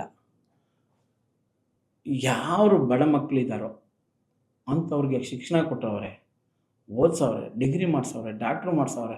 ಅಂಥ ಒಂದು ವ್ಯಕ್ತಿಗಳನ್ನ CM ಮಾಡಿದ್ರೆ ಇವತ್ತು ಏನೂ ಇಲ್ಲ. 10 ರೂಪಾಯಿ ಕೈ ಅವ್ರ ದುಡ್ಡೇ ಹಾಕಿ ಒಬ್ಬರನ್ನ ಓದಿಸೋದು, ನಮ್ಮ ಮಕ್ಕಳನ್ನ ಓದಿಸೋದೇ ತುಂಬ ಕಷ್ಟ. ಅದು ಒಂದು ಡಾಕ್ಟ್ರ್ ಮಾಡೋದೇ ಕಷ್ಟ. ಸುಮಾರು ಡಾಕ್ಟ್ರುಗಳು ಮಾಡಿದ್ದಾರೆ, ಸುಮಾರು ಇಂಜಿನಿಯರ್ಗಳು ಮಾಡಿದ್ದಾರೆ, ಸುಮಾರು ಡಿಗ್ರಿ ಹೋಲ್ಡರ್ ಮಾಡಿದ್ದಾರೆ. ಇಂಥವ್ರ ಕೈಯಲ್ಲಿ ಒಂದು ರಾಜ್ಯನ ಒಪ್ಪಿಸಿದ್ರೆ ಶಿಕ್ಷಣ ಮುಖಾಂತರ ಆ ರಾಜ್ಯ ಎಲ್ಲಿಗೋ ಯಾವ ಮಟ್ಟಿಗೆ ತಗೊಂಡು ಹೋಗ್ಬೋದು. ಅಂಥವ್ರನ್ನ CM ಮಾಡಬೇಕು. ಜನ ಏನು ಮಾಡ್ತಾರೆ ಅಂದರೆ, ಈ ನೋಡಿ ಆಕ್ಷನ್ನು ಅದು ಇದು ಪಿಕ್ಚರ್ ಇದು ನೋಡ್ಬಿಟ್ಟು ಅಂಥವ್ರನ್ನ CM ಮಾಡಿದ್ರು. ಇಂಥವ್ರನ್ನ CM ಮಾಡಿದರೆ ತಮಿಳ್ನಾಡಿಗೆ ಒಂದು ಒಳ್ಳೆ ಭವಿಷ್ಯ ಇದ್ದಿರೋದು. ಈಗ TVK ಪಕ್ಷ ಅಧಿಕಾರಕ್ಕೆ ಬಂದು CM ಆಗಿರೋದು ವಿಜಯ್, ನಿಮಗೆ ಏನನ್ಸುತ್ತೆ ಈ ವಿಷಯ, ಈ ವಿಚಾರ, ಈ ಡೆವಲಪ್ಮೆಂಟ್? ಇಲ್ಲ, ನಾವು ವಿಜಯ್ ಅನ್ನೋರು ನಮ್ಮ ಸೂರ್ಯ ಅವರು ಸ್ನೇಹಿತರೆ. ಅವರು ಏನು ಜನ ಈ DMK ADMK ಮಧ್ಯದಲ್ಲಿ ಒಂದು ಹೊಸ ಪಕ್ಷ ಬಂದರೆ ಚೆನ್ನಾಗಿರುತ್ತೆ ಅಂತ ಆಯ್ಕೆ ಮಾಡಿದ್ದಾರೆ. ಅವರು ಗೆದ್ದು ಬಂದವ್ರೆ. ಒಂದು 2-3 ತಿಂಗಳಾಗಿದೆ. 3 ತಿಂಗಳಲ್ಲಿ ಯಾವುದು ಏನು ನೋಡೋಕ್ಕಾಗಲ್ಲ.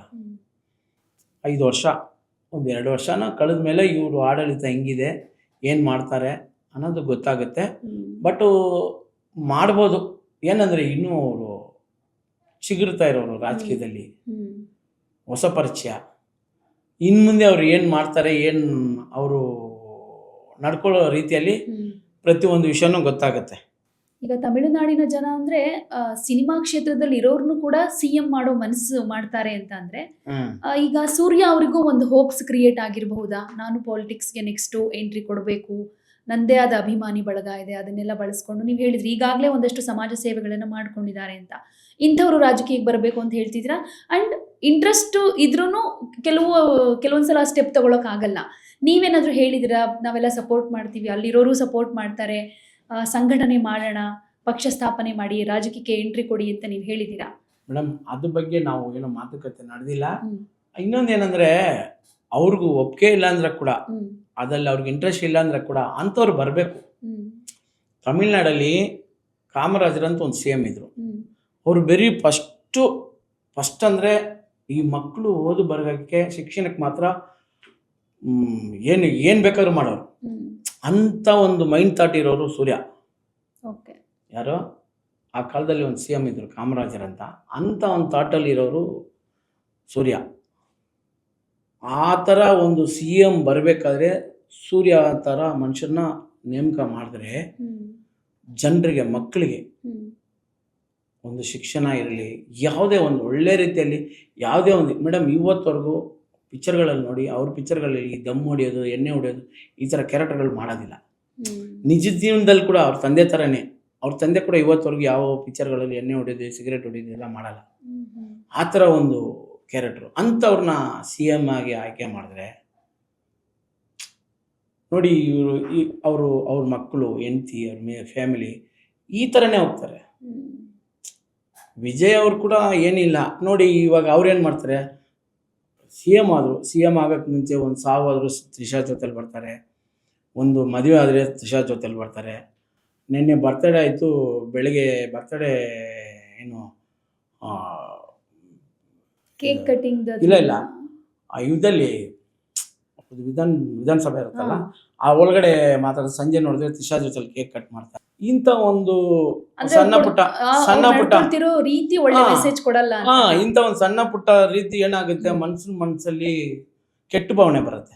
ಇಂಥ ಒಂದು CM ನಮ್ಮ ರಾಜ್ಯಕ್ಕೆ ಬೇಕಾ ಅನ್ನೋ ಥರ. ಸೂರ್ಯ ಹಂಗಿಲ್ಲ. ಅವ್ರ ಮಿಸ್ಸಸ್ಸು ಅದು ಬಿಟ್ಟರೆ ನೀವು ಬೇರೆ ಯಾರ ಹೆಸರು ಕೇಳ್ಬಿಟ್ಟಿಲ್ಲ ಇವತ್ತವರೆಗೂ. ಅವ್ರ ಸಿನಿಮಾ ಇಂಡಸ್ಟ್ರಿ ಬಂದ ಕಾಲದಿಂದ ಇವತ್ತವರೆಗೂ ಅವ್ರು ಬೇರೆ ಹೆಸರು ಯಾರು ಹೀರೋಯಿನ್ ಜೊತೆಲಿ ಅವ್ರ ಹತ್ರ ಟಚ್ ಅಂತ ಹೇಳೋಕ್ಕಾಗಲ್ಲ, ಯಾರೂ ಹೇಳಿಲ್ಲ. ಅಂಥವ್ರುಗಳು ಬಂದರೆ ಒಂದು ರಾಜ್ಯ ಉದ್ಧಾರ ಆಗೋಕ್ಕೆ, ಎಲ್ಲದಕ್ಕೂ ಒಳ್ಳೆ ಮಟ್ಟಕ್ಕೆ ತಗೊಂಡೋಗೋಕ್ಕೆ ಒಂದು ಒಳ್ಳೆಯ ಅವಕಾಶ. ಅಂಥವ್ರು ಬಂದರೆ. ನಮ್ಮ ರಾಜ್ಯದಲ್ಲಿ ಈಗ ನೀವು ಹೇಳಿದ್ರಲ್ಲ, ನಿಮ್ಮ ಸಿನಿಮಾ ಗುರು ವಿಜಯ್ ಅವರು ಪಾಲಿಟಿಕ್ಸ್ಗೆ ಎಂಟ್ರಿ ಕೊಡಬೇಕು ಅಂತ ಅನ್ಸುತ್ತಾ ನಿಮಗೆ? ಅವರು ಅವ್ರಿಗೆ interest ಇದೆಯಾ? ಆಲ್ರೆಡಿ ಕಾಂಗ್ರೆಸ್ಗೆ ಸಿದ್ದರಾಮಯ್ಯ ಸರ್ ಜೊತೆಲಿ ಸಪೋರ್ಟ್ ಮಾಡಿದ್ರು. ಅವ್ರು ಹೋಗಿದ್ದ ಜಾಗದೆಲ್ಲ ಕೂಡ ಎಲ್ಲ ಸಕ್ಸಸ್ ಜಯನೇ ಗೆದ್ಕೊಂಡು ಬಂದರು. ಅವ್ರಿಗೆ ಇಂಟ್ರೆಸ್ಟ್ ಇದೆ ಏನೋ ಗೊತ್ತಿಲ್ಲ, ಬಟ್ ಅವ್ರು ಹೋಗಿ ಯಾರಿಗೆಲ್ಲ ಸಪೋರ್ಟ್ MLAಗೆಲ್ಲ ಹೋಗಿ ಸಪೋರ್ಟ್ ಮಾಡಿದ್ರು, ಎಲ್ಲ ಕಡೆನೇ ಗೆದ್ಕೊಂಡು ಬಂದರು. ಕಾಂಗ್ರೆಸ್ ಅವರು ಬರ್ಲಿ, ಪಾಲಿಟಿಕ್ಸ್ಗೆ ಬರ್ಲಿ ಅಂತ ನಿಮಗೆ ಆಸೆ ಇದೆಯಾ? ಬಂದ್ರೆ ನಾವು ಜೊತೆಲೇ ಹೋಗ್ತೀವಿ, ವಿಜಯ್ ಸರ್ ಜೊತೆಲೇ ಹೋಗ್ತೀವಿ, ಓಕೆ ಅದೆಲ್ಲ ಏನಿಲ್ಲ. ಓಕೆ. ಸಂತೋಷ, ಯಾಕಂದ್ರೆ ನಾವು ಇರೋ ಪಕ್ಷನೂ ಕಾಂಗ್ರೆಸ್, ಅವರು ಕಾಂಗ್ರೆಸ್ಗೆ ಸಪೋರ್ಟ್ ಮಾಡಿದ್ರು. ನಮ್ಮ ಅದ್ ಬಗ್ಗೆ ಏನಕ್ಕೆ ಚಿಂತೆ ಇಲ್ಲ, ಸಂತೋಷನೇ. ಅವ್ರು ಕಾಂಗ್ರೆಸ್ ಬಂದ್ರೆ ಸಂತೋಷನೇ. ಓಕೆ. ಈಗ ನಿಮ್ಮ ಪಾಲಿಟಿಕ್ಸ್ ಪ್ಲಾನ್ಸ್ ಬಗ್ಗೆ ಮಾತಾಡೋದಾದ್ರೆ, ಯಾವಾಗ ಕಂಪ್ಲೀಟ್ ಆಗಿ, ಈಗ ಸಿನಿಮಾ ಏನೋ ಮಾಡ್ತಿದ್ದೀರಾ, ಬಟ್ ಏನಾದರೂ ನೆಕ್ಸ್ಟ್ ಈಗ GBA ಎಲೆಕ್ಷನ್ ನಡೆಯುತ್ತೆ ಅಂತಿದ್ದಾರೆ, ಏನಾದರೂ ನೀವು ಕಂಟೆಸ್ಟ್ ಮಾಡೋ ಪ್ಲಾನ್ ಏನಾದರೂ? ನಾನು ನಮ್ಮ ಹರಿಧರ ಸಾಹೇಬ್ರ ಜೊತೆಲಿ ಇರೋವಾಗ ನಮ್ಮ ಬಾಸ್ಗೆ ನಾನು ಅದೇ ಅವಾಗ BBMP ಇತ್ತು, ಎಲೆಕ್ಷನ್ ಚುನಾವಣೆಯಲ್ಲಿ ನಾನು ನಿಲ್ಬೇಕಂತ ಅವ್ರ ಹತ್ರ ಬೇಡಿಕೆ ಇಕ್ಕಿದೆ. ಎಲೆಕ್ಷನ್ ಬರೋವಾಗ ಮಾತಾಡೋಣ, ಇವಾಗ ಸದ್ಯಕ್ಕೆ ಏನು ಬೇಡ ಅಂತ ಹೇಳಿದ್ರು. ಅದು ತಿರ್ಗಾ ಎಲೆಕ್ಷನ್ ನಡೆಸಲಿಲ್ಲ, ಮುಂದೆ ಹೋಯ್ತು ಅದು. ಆಮೇಲೆ ತಿರ್ಗಾ ತಿರ್ಗಾ MLA ಎಲೆಕ್ಷನ್ ಬಂದ್ಬಿಡ್ತು, ಅದು MLA ಎಲೆಕ್ಷನ್ ಸೋತ್ಬಿಟ್ರು. ಹಂಗಾಗಿ ತಿರ್ಗಾ ಅದ್ ಬಗ್ಗೆ ಮಾತುಕತೆನೇ ಇಲ್ದಾಗಾಯ್ತು. ಏನು ಸ್ವಲ್ಪ ದಿನದಲ್ಲಿ ಅವ್ರಿಗೂ ಮೈ ಹುಷಾರಿಲ್ಲದೆ ಅನ್ಎಕ್ಸ್ಪೆಕ್ಟೆಡ್ ಆಗಿ ಹೋಗ್ಬಿಟ್ರು. ಆದಮೇಲೆ ಅವರ ಮಗ ಯುವರಾಜ್ ಅವ್ರಿಗೂ ಹೇಳಿದ್ದೀನಿ, ನೋಡಿ ನಾನು ನಮ್ಮ ವಾರ್ಡ್ಗೆ ಆಕಾಂಕ್ಷಿ, ನನಗೂ ಸೀಟ್ ಕೊಡಬೇಕು, ನನಗೆ ನನ್ನ ಬಗ್ಗೆ ಗೊತ್ತು, ನಮ್ಮ ವಾರ್ಡಲ್ಲಿ ಎಷ್ಟು ಕೆಲಸ ಮಾಡಿದ್ದೀನಿ, ಏನೆಲ್ಲ ಓಡಾಡಿದ್ದೀನಿ, ಹೆಂಗೆಲ್ಲ ಮಾಡಿದ್ದೀನಿ ಅಂತ, ದಯವಿಟ್ಟು ನಾನು ಕೊಡ್ಬೇಕು ಸರ್ ಅಂತ ಹೇಳಿದ್ದೀನಿ. ಅವ್ರಿಗೇನಂದರೆ ಆ ವಾರ್ಡಲ್ಲಿ ಅವರೇ ನಿಲ್ಲಬೇಕು, ನಮ್ಮ ಯುವರಾಜ್ ನಿಲ್ಬೇಕು, ಅವರೇ ನಿಲ್ಬೇಕು ಅಂತ ಅವ್ರದ್ದು. ಇವಾಗ ಒಂದು ವೇಳೆ ಅವ್ರು MLA ನಿಂತ್ಕೊಂಡ್ರೆ ನಾನು ಅವ್ರ ಹತ್ರ ಫೋರ್ಸ್ ಮಾಡಿ ಆ ವಾರ್ಡಲ್ಲಿ ನಿಂತ್ಕೊಳ್ಳೋಕ್ಕೆ ಪ್ರಯತ್ನ ಮಾಡ್ತೀನಿ. ಒಂದು ವೇಳೆ ಅವರೇ ನಿಂತ್ಕೊಂಡಿದ್ದೀನಿ ಅಂದರೆ ನಾನು ಬಿಟ್ಕೊಡ್ತೀನಿ. ಯಾಕಂದರೆ ನಮ್ಮ ಬಾಸ್ ಮಗ, ಅವ್ರ ಯಜಮಾನ್ರಿದ್ರೆ ನಮ್ಮ ಚಿಕ್ಕ ಯಜಮಾನ್ರು ಇವರು, ಅವ್ರಿಗೋಸ್ಕರ ನಮ್ಮ ಬಾಸ್ಗೋಸ್ಕರ ನಾನು ಬಿಟ್ಕೊಡ್ಲೇಬೇಕು, ತ್ಯಾಗ ಮಾಡಲೇಬೇಕು, ಮಾಡ್ತೀನಿ. ಒಂದು ವೇಳೆ ಅವ್ರು MLA ನಿಂತ್ಕೊಂಡ್ರೆ ನಾನು ಮಾಡಿದ ಕೆಲಸ ಎಲ್ಲ ಅವ್ರಿಗೆ ಗೊತ್ತು. ಒಂದು ನಿಮಿಷ ಅವ್ರು ಕಣ್ಣು ಮುಚ್ಕೊಂಡು ಯೋಚನೆ ಮಾಡಿದ್ರೆ ಸಾಕು, ಇಂಥವ್ರಿಗೆ ಕೊಡಬೇಕು, ಕೊಡೋಣ. ಗೆದ್ರೆ ಕೂಡ ನಮ್ಮ ಜೊತೇಲಿ ನಮ್ಮ MLA ಆಗಿ ನಮ್ಮ ಅಪ್ಪ ಹೆಸರು ಮಾಡ್ದಂಗೆ ಹೆಸರು ಮಾಡೋಕ್ಕೆ ನಮ್ಮ ಜೊತೇಲಿ ಹಿಂಬಾಲಿಸ್ಕೊಂಡು ಇರ್ತಾರೆ, ನಮ್ಮ ಹಿಂದೆನೇ ಇರ್ತಾರೆ ಅಂತ ಒಂದು ಭಾವನೆ ಮಾಡ್ಕೊಂಡು ನಮ್ಗೆ ಕೊಟ್ಟರೆ ನಾವು ಗೆದ್ಕೊಂಡು ಬರ್ತೀವಿ, ಅವ್ರ ಜೊತೆಲೇ ಇರ್ತೀವಿ. ಇದು 100% ಮಾತು. ಓಕೆ. ಈಗ ಒಂದು ಕಡೆ ಬಿಲ್ಡರ್ ಕೆಲಸ, ಇನ್ನೊಂದು ಕಡೆ ಸಿನಿಮಾದಲ್ಲಿ ಬ್ಯುಸಿ, ಬ್ಯಾಕ್ ಟು ಬ್ಯಾಕ್ ಸಿನಿಮಾಗಳ ಆಫರ್ ಬರ್ತಾ ಇದೆ, ಅದ್ರ ಮಧ್ಯೆ ರಾಜಕೀಯನೂ ಮಾಡಬೇಕು ಅಂತಿದ್ದೀರಾ, ಇದಕ್ಕೆಲ್ಲ ಟೈಮ್ ಆಗುತ್ತೆ ಅನ್ಸುತ್ತಾ? ಎಲ್ಲನೂ ಬ್ಯಾಲೆನ್ಸ್ ಮಾಡಬಹುದಾ? ಮೇಡಮ್, ಮನುಷ್ಯ ಮನಸ್ಸು ಮಾಡಿದ್ರೆ ಏನು ಬೇಕಾದ್ರೂ ಮಾಡ್ಬೋದು, ಟೈಮ್ ಇಲ್ಲ ಅಷ್ಟೇ. ಇರೋ ಟೈಮ್ ಸಾಕಾಗ್ತಿಲ್ಲ, ನೀವು ಮಾಡ್ತಾ ಇರೋ 24 ಗಂಟೆ ಸಾಲಲ್ಲ. ಓಡಾಡ್ಬೇಕಂದ್ರೆ ಓಡಾಡ್ತಾ ಕೆಲಸ ಮಾಡ್ತಾನೇ ಇರ್ಬೋದು. ಮನುಷ್ಯನಿಗೆ ಟೈಮ್ ಅಡ್ಜಸ್ಟ್ ಆಗ್ತಾ ಇಲ್ಲ. ಇನ್ನೂ ಒಂದು 10 ಅವರ್ ಎಕ್ಸ್ಟ್ರಾ ಇದ್ದಿದ್ರೆ ಚೆನ್ನಾಗಿತ್ತು. ಈ 24 ಗಂಟೆ ಸಾಲ್ತಾ ಇಲ್ಲ. ಇದ್ರೆ ಕೂಡ ಕೈಯಲ್ಲಿ ಶಕ್ತಿ ಇರೋರ್ಗು ಓಡಾಡ್ಬೇಕು ಮೇಡಮ್. ಅದಕ್ಕೆ ಮೇಲೆ ನಾವು ಓಡಾಡಕ್ಕೆ ಅನ್ಸ್ಕೊಂಡ್ರು ಕೂಡ ನಮ್ಮ ದೇಹ ಶರೀರ ಸಪೋರ್ಟ್ ಮಾಡಲ್ಲ. ಹಾಗಾಗಿ ಇರೋವರೆಗೂ ನಮ್ಮ ಕೈಯಲ್ಲಿ ಶಕ್ತಿ ಇರೋವರೆಗೂ ನಾವು ಓಡಾಡಿ ಏನು ಕೆಲಸ ಮಾಡಬೇಕು, ಏನೇನು ಮಾಡಬೇಕು ಎಲ್ಲ ಸಾಧನೆನೂ ಚಿಂದಿ ಮಾಡ್ಬಿಡ್ಬೇಕು ಅಷ್ಟೇ. ಏನಾದರೂ ಪರ್ಟಿಕ್ಯುಲರ್ ಆಗಿ ಆಸೆ ಇಟ್ಕೊಂಡಿದ್ದೀರಾ, ನಾನು ಗೆದ್ದ ಮೇಲೆ ನಮ್ಮ ಕ್ಷೇತ್ರದಲ್ಲಿ ನಾನು ಈ ಥರ ಒಂದಷ್ಟು ಚೇಂಜಸ್ ಮಾಡ್ತೀನಿ, ಒಂದಷ್ಟು ಪ್ಲಾನ್ಸ್ನ ಇಂಪ್ಲಿಮೆಂಟ್ ಮಾಡ್ತೀನಿ ಅನ್ನೋ ಥರದ್ದು ಐಡಿಯಾ ಏನಾದರೂ ಇಟ್ಕೊಂಡಿದ್ದೀರಾ? ನಮ್ಮ ಗುರುಗಳು ಹರಿಧರಾಜ್ ಅವ್ರು ಗೆದ್ದ ಮೇಲೆ ಸುಮಾರು ದೇವಸ್ಥಾನಗಳು ಕಟ್ಟರು, ನೂರಾರು ದೇವಸ್ಥಾನಗಳು ಕಟ್ಟರು. ಅವ್ರ ದುಡ್ಡಲ್ಲೇ, ಗೌರ್ಮೆಂಟ್ ದುಡ್ಡಲ್ಲ, ಅವ್ರ ದುಡ್ಡಲ್ಲೇ ಸುಮಾರು ದೇವಸ್ಥಾನ ಕಟ್ಟಿದ್ರು. ಚರ್ಚ್ಗಳು, ಮಸ್ಜಿದ್, ಒಂದೇ ಮಸ್ಜಿದ್ ಒಂದು 3 ಕೋಟಿ ರೂಪಾಯಿ ಚಿಲ್ಲರೆ ಕಟ್ಟಿದ್ರು. ಸುಮಾರು ಮಸ್ಜಿದ್ಗಳು ಕಟ್ಟಿದ್ರು, ಚರ್ಚ್ಗಳು ಕಟ್ಟಿದ್ರು, ದೇವಸ್ಥಾನ ಕಟ್ಟಿದ್ರು. ಅವ್ರು ಮಾಡಿದಂಥ ಕೆಲಸಗಳೇ ಇಲ್ಲ. ಸುಮ್ಮನೆ ಯಾರಾದರೂ ಬಂದು ಕೇಳಿದ್ರೆ ಕೂಡ ಕೊಳ ಪೈಪ್ ಹೊಡೆದು ಅಂದರೆ ಇಮಿಡಿಯೇಟ್ಲಿ ಈಸ್ಕೊಂಡು ಹೋಗ್ರು ಅಂತ ಅಂಗಡಿಗೆ ಫೋನ್ ಮಾಡಿ ಎಷ್ಟು ಪೈಪ್ ಬೇಕಾದ್ರೆ ಈಸ್ಕೊಂಡು ಇಮಿಡಿಯೇಟ್ಲಿ ಹಾಕಿ ಇಮಿಡಿಯೇಟ್ಲಿ ನೀರು ಅವತ್ತು ಮಾರನೇ ದಿವಸನೇ ಹೋಗಿ ಕೊಳ ಏನು ಮಾಡೋರು, ನೀರು ಬಂತ ಅಂತ ಕೆಲಸಗಾರ ಜೊತೆಲಿದ್ದವ್ ನಾನು. ನನಗೂ ಆಸೆ ತುಂಬ ಇದೆ, ಜನರಿಗೆ ಏನಾದರೂ ಒಂದು ಮಾಡ್ತಾನೆ ಇರಬೇಕು, ಏನಾದರೂ ಒಂದು ಮಾಡಬೇಕು. ನಮ್ಮ ಜನ ನೀರಿಲ್ಲ, ಸ್ಯಾನಿಟರಿ ಪ್ರಾಬ್ಲಮ್ಮು, ಕೊಳಾಯಿ ಪ್ರಾಬ್ಲಮ್, ಈಗ ಲೈಟ್ ಇಲ್ಲ, ಅದಿಲ್ಲ ಇದಿಲ್ಲ ಅಂತ ಏನು ಕೊರತೆ ಹೇಳ್ಬಾರ್ದು. ಅವ್ರನ್ನ ಹಂಗೆ ಫಾಲೋ ಮಾಡಬೇಕು. ನಮ್ಮ ಬಾಸ್ ಹರಿಧರಾಜನ್ನ ಹಂಗೆ ಫಾಲೋ ಮಾಡ್ಬೇಕಂತ ಒಂದು ಭಾವನೆ ನನಗೆ. ಅಂತ ನನಗೆ ಒಂದು ಅವಕಾಶ ಸಿಕ್ಕಿದ್ರೆ ಅವ್ರ ದಯದಲ್ಲಿ ನಾನು ಅದನ್ನು ಹಂಗೆ ಫಾಲೋ ಮಾಡ್ತೀನಿ. ಈಗ ಬೆಂಗಳೂರಲ್ಲಿ ಎಷ್ಟೋ ಸ್ಲಮ್ ಪ್ರದೇಶಗಳನ್ನ ನೋಡ್ತೀವಿ ನಾವು. ಆ ಸ್ಲಮ್ ನಿವಾಸಿಗಳನ್ನ ಈ ರಾಜಕೀಯ ವ್ಯಕ್ತಿಗಳು ಬರೀ ವೋಟ್ ಬ್ಯಾಂಕ್ಗೋಸ್ಕರ ಮಾತ್ರ ಬಳಸ್ಕೊಳ್ತಾರೆ ಅಂತ ಹೇಳ್ತಾರೆ. ಅಂದರೆ ಎಲೆಕ್ಷನ್ ಟೈಮಲ್ಲಿ ಬಂದಷ್ಟು ಒಂದು ಭರವಸೆ ಕೊಡ್ತಾರೆ, ಒಂದಷ್ಟು ದುಡ್ಡು ಕೊಡ್ತಾರೆ, ಹೇಗೋ ಒಂದಷ್ಟು ಆಮಿಷ ಒಡ್ಡಿ ಓಟ್ ತಗೋತಾರೆ, ನಂತರ ಅವ್ರನ್ನ ಮರ್ತೇ ಬಿಡ್ತಾರೆ ಅಂತ ಹೇಳ್ತಾರೆ. ಅದಕ್ಕೆ ಉದಾಹರಣೆ ಏನಪ್ಪ ಅಂತಂದರೆ, ನಾವು ದಿನ ನೋಡ್ತಿರ್ತೀವಿ, ಒಂದು ಮಳೆ ಬಂದರೆ ಸ್ಲಮ್ ಪ್ರದೇಶ ಹೇಗಾಗುತ್ತೆ, ನೀರಿನ ಸಮಸ್ಯೆ ಆಗಿರ್ಬೋದು, ಕರೆಂಟ್ ಸಮಸ್ಯೆ ಆಗಿರ್ಬೋದು, ತುಂಬ ಪ್ರಾಬ್ಲಮ್ಸ್ ಇದ್ದೇ ಇರುತ್ತೆ. ಅದು ಕಂಪ್ಲೀಟ್ ಬದಲಾಗೇ ಇಲ್ಲ. ಬೆಂಗಳೂರಿನ ಎಷ್ಟೋ ಕಡೆ ಇನ್ನೂ ಸ್ಲಮ್ ಏರಿಯಾ ಅಂತ ಏನಿರುತ್ತೆ ಅಲ್ಲಿ ಪರಿಸ್ಥಿತಿ ಹಾಗೇ ಇರುತ್ತೆ. ಸೊ ನಿಮಗೆ ಏನಾದರೂ ಕನಸಿದೆಯಾ, ನಾನು ನೆಕ್ಸ್ಟು ನನ್ನ ಕೈಗೆ ಅಧಿಕಾರ ಬಂದರೆ ಕಂಪ್ಲೀಟಾಗಿ ಸ್ಲಮ್ ನಿವಾಸಿಗಳಿಗೋಸ್ಕರ ಒಂದು ಒಳ್ಳೇದು ಮಾಡಬೇಕು ಅಂತ ಅಂದರೆ, ಒಂದಷ್ಟು ಚೇಂಜಸ್ ತರಬೇಕು ಅಂತಂದರೆ ಏನು ಮಾಡಬೇಕು ಅನ್ನೋದ್ರ ಬಗ್ಗೆ? ಮೇಡಮ್, ನೀವು ಹೇಳಿದ್ದು ನಿಜ, ನೀವು ಹೇಳಿದ್ದು ಕರೆಕ್ಟೇ, ವೋಟ್ ಬ್ಯಾಂಕ್ ಮಾಡ್ಕೊತಾರ ಅಂತ. ಆದರೆ ನಮ್ಮ ಕ್ಷೇತ್ರದಲ್ಲಿ, ನಮ್ಮ ಚಿಕ್ಕಪೇಟೆ ಕ್ಷೇತ್ರದಲ್ಲಿ ನಮ್ಮ MLA ಇದ್ರಲ್ಲ, ಶಾಸಕರು ಹರಿದೇವರಾಜ್ ಅವರು, ಅವ್ರನ್ನ ಮಾತ್ರ ಆ ಕ್ಯಾಟಗರಿಯಲ್ಲಿ ನೋಡೋಂಗೇ ಇಲ್ಲ ಮೇಡಮ್. ಯಾಕಂದರೆ ಒಂದು ಮಳೆ, ಸಿಕ್ಕಾಪಟ್ಟೆ ಮಳೆ ಬಂದರೆ ಕೂಡ ಮಳೆ ಬಿದ್ದು ಮಾರನೇ ದಿವಸನೇ ಸ್ಲಮ್ ಒಳಗಡೆನೇ ಬರೋರು. ಯಾರಿಗೆ ಏನೋ ಅನಾಹುತ ಆಗಿದೆ, ಏನು ಪ್ರಾಬ್ಲಮ್ ಆಗಿದೆ, ಮನೆ ಬಿದ್ದಿದ್ರೆ ಸೀಟ್ ಇಸ್ಕೊಡೋರು, ಸಿಮೆಂಟ್ ಇಸ್ಕೊಡೋರು, ಗೋಡೆ ಬಿದ್ದರೆ ಅದು ಇಟ್ಕೆ, ಅದು ಏನೇನು ಬೇಕೋ ಮನೆ ಏರಿಯಾ ಒಳಗಡೆ ಬಂದು ನಿಂತ್ಕೊಂಡು ಮಾಡಿಕೊಟ್ಟು ಹೋಗೋರು ಮೇಡಮ್. ಅಂಥ ಒಂದು MLA ಮೇಡಮ್ ಅವರು. ಇವಾಗ ನೀವು ಹೇಳ್ದಂಗೆ, ಇವಾಗ ಗೆದ್ದಿರೋ ಯಾರೋ ಒಂದು MLA ಇದ್ದಾರೆ, ಅವ್ರ ಹೆಸರು ಹೇಳಲ್ಲ ನಾನು, ಬಂದು ಸ್ಲಮ್ಮಲ್ಲಿ ಏನು ನಡೀತಿದೆ, ಮೂರನೇ ಸಲ ಗೆದ್ದವ್ರಯ್ಯಪ್ಪ, ಬಂದು ಏರಿಯಾ ಒಳಗಡೆ ಏನಂತ ಕೂಡ ನೋಡಲ್ಲ. ಹಂಗೆ ಆಪೋಸಿಟು ನಮ್ಮ ಬಾಸ್ ಸೋತ್ರೆ ಕೂಡ ಅಲ್ಲಿ ಸ್ಲಮ್ಮಲ್ಲಿ ನಮ್ಮ ಬಾಸ್ನ ಬೈಕೋರು ಅವ್ರು. ಹೆಂಗಂದ್ರೆ ಏನು ಮಾಡ್ತಾ ಇಲ್ಲ MLA ಅಂತ, ಅವ್ರಿಗೆ ಗೊತ್ತಿಲ್ಲ ಅವ್ರಿಗೆ ಸೋತಿದ್ದಾರೆ ಅಂತ. ಅವ್ರು ಗೆದ್ದಿರೋ MLA ಅನ್ಕೊಂಡವ್ರೆ ಅವ್ರು. ಅಷ್ಟು ಆಕ್ಟಿವ್ ಆಗಿದ್ದಾರೆ ನಮ್ಮ MLA, ನಮ್ಮ ಹರಿದೇವರಾಜ್ ಅಷ್ಟು ಆಕ್ಟಿವ್ ಆಗಿರೋರು. ಆದ್ರೆ ಜನರಿಗೂ ಕೆಲವೊಂದು ಪಾಪ ತಿಳುವಳಿಕೆ ಇಲ್ದೇವ್ರು ಇರ್ತಾರಲ್ಲ, ಅವರು ಅನ್ಕೊಳ್ಳೋರು. ಹಂಗೆ ಸುಮಾರು ನೀವು ಹೇಳದಂಗೆ ಇವಾಗ MLA ಕೂಡ ಹಂಗೆ ಇದ್ದಾರೆ ಮೇಡಮ್. ನಮ್ಮ ಬಾಸ್ ಹಂಗಿಲ್ಲ. ನಮ್ಮ ಜೊತೆಲಿ ನಾವು ಬೆಳಿಗ್ಗೆ ಹೊಟ್ಟೆ ಟಿಫನ್ ಮಾಡೋರು ಮೇಡಮ್, ನಮ್ಮ ತಟ್ಟೆಯಲ್ಲೇ ತಿನ್ನೋರು ಅವರು. ಯಾರಾದ್ರು ತಿಂದಿದ್ದು ನೋಡಿದ್ದೀರಾ MLA ಎಲ್ಲ? ನಮ್ಮ ಜೊತೆಲಿ ಒಂದು ಕಾರ್ಯಕರ್ತರ ಜೊತೆಲಿ ಬಂದು ಕುತ್ಕೊಂಡು ತಿಳ್ಳೋದೇ ದೊಡ್ಡ ವಿಷಯ. ಅದು ನಮ್ಮ ತಟ್ಟೆಯಲ್ಲೇ ಎತ್ಕೊಂಡು ತಿನ್ನೋರು. ಅಷ್ಟೊಂದು ಸರಳವಾದವರು, ಅಷ್ಟೊಂದು ತುಂಬ ಅಂದರೆ ಇವತ್ತು ಕೂಡ ಅವ್ರನ್ನೆಲ್ಲ ನೆನ್ಸ್ಕೊಂಡ್ರೆ ಬೇಜಾರಾಗುತ್ತೆ. ಅಂಥವ್ರೆಲ್ಲ ಬಿಟ್ಟು ಹೋದ್ರಲ್ಲ, ನಮ್ಮನ್ನೆಲ್ಲ ಬಿಟ್ಟು ಹೋದ್ರಲ್ಲ. ಅವರು ಹೋಗಿದ್ದು ಅವ್ರ ಮನೆಗೆ ಮಾತ್ರ ಲಾಸ್ ಇಲ್ಲ, ನಮ್ಮ ಚಿಕ್ಕಪೇಟೆ ಕ್ಷೇತ್ರಕ್ಕೆ ಅತಿ ದೊಡ್ಡ ಲಾಸು. ಹಂಗೆ ನೋಡ್ಕೊಂಡ್ರು ಪ್ರತಿಯೊಬ್ಬರನ್ನ ಮೇಡಮ್. ಯಾರೇ ಬಂದರೂ ಅವ್ರ ಹೆಸರು ಬಿಟ್ಟು ಕರೆಯೋರು. ಒಂದು ಕ್ಷೇತ್ರದಲ್ಲಿ ಎಷ್ಟು ಮನೆಗಳಿರೋರು, ಅವನ್ನ ಬರಲಿ ಹೆಸರು ಬಿಟ್ಟು ಕರೆಯೋರು. ಅಂಥ ಒಂದು ಮೈಂಡು, ಅಂಥ ಒಂದು ಚಾಲಕು ಕೆಲಸದಲ್ಲಿ ಮಾತ್ರ ಅವ್ರನ್ನ ಹೊಡ್ಕೊಳ್ಳೋದು ಕರ್ನಾಟಕದಲ್ಲಿ ಯಾರು MLAಗಳಾಗಲ್ಲ. ಅಂಥ ಕೆಲಸ ಮಾಡೋರು, ಅಂಥ ಕೆಲಸ ಮಾಡಿಕೊಟ್ಟವ್ರು. ಏನೋ ಒಂದು ಅವ್ರ ಟೈಮ್ ಏನೋ ಸೋತ್ಬಿಟ್ರು, ಅವ್ರು ಗೆದ್ದಿದ್ರೆ ಇವತ್ತು ಮಿನಿಸ್ಟರ್ ಆಗಿರೋರು. ಹಂಗೆ ನೀವು ಹೇಳ್ದಂಗೆ ಕೂಡ ಆ ಥರ MLAಗಳು ಕೂಡ ಇವರು ಒಂದು ವಿಚಿತ್ರವಾದ MLA, ಅಪರೂಪವಾದ MLA. ಜನರ ಮಧ್ಯದಲ್ಲೇ ಜನರಿಗೋಸ್ಕರನೇ ಬಾಳಿ, ಜನರಿಗೋಸ್ಕರನೇ ಅವ್ರು ಸಾಯೋ ಕೂಡ ಆಫೀಸಲ್ಲೇ ಕೂತ್ಕೊಂಡಿದ್ರು. ಅವರು ಮೈಯಲ್ಲಿ ಆಗೋದಿಲ್ಲ, ಅವ್ರ ಬಾಡಿ ವೀಕ್ ಆದರೂ ಕೂಡ ಅಲ್ಲಿ ಜನ ನೋಡ್ಕೊಂಡು ಬಂದು ಸ್ವಲ್ಪ ಹೊತ್ತು ಅವ್ರ ಜನರ ಜೊತೆಲಿ ಮಾತಾಡಿದ್ರೆ ಅವ್ರಿಗೆ ಸಮಾಧಾನ. ಅಲ್ಲ, ಅವ್ರ ಕಾರ್ಯವೈಖರಿ ಹೇಳಿದ್ರಿ, ನೀವು ಮಾಡೋದೇನು ಇನ್ ಕೇಸ್? ಅದೇ ಹಂಗೆ ಅದನ್ನೇ ಹೇಳಕ್ ಬಂದೆ. ಅವ್ರ ಜೊತೆಲಿ ಇದ್ದವ್ ನಾವು, ನಮಗೆ ಅದೇ ಥಾಟ್ ಬರುತ್ತೆ ಮೇಡಮ್, ಅದೇ ಮೈಂಡ್ ಇರುತ್ತೆ. ಇವಾಗ ಒಂದು ಗುರು ಹೇಳ್ಕೊಟ್ರೆ ಶಿಷ್ಯ ಅದನ್ನೇ ಪಳಗ್ತಾನೆ, ಅದು ಬಿಟ್ಟು ಬೇರೆ ಪಳಗಾಗತ್ತಾ?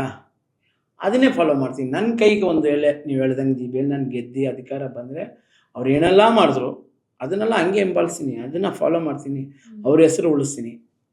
ರಾಜ್ಯ ಕಾಂಗ್ರೆಸ್ ಬಗ್ಗೆ ಏನು ಹೇಳ್ತೀರಾ? DK ಶಿವಕುಮಾರ್ ಇವಾಗ ಮುಖ್ಯಮಂತ್ರಿ ಆದರು, ಸಿದ್ದರಾಮಯ್ಯನವ್ರ ಕೈಲಿ ಅಧಿಕಾರ ಇದ್ದಿದ್ದು, ಈಗ ಶಿಫ್ಟ್ ಆಯಿತು. ಹೇಗೆ ಅನ್ನಿಸ್ತಾ ಇದೆ? ಮೊದಲನೇದಾಗಿ ನಮ್ಮ ರಾಜ್ಯದ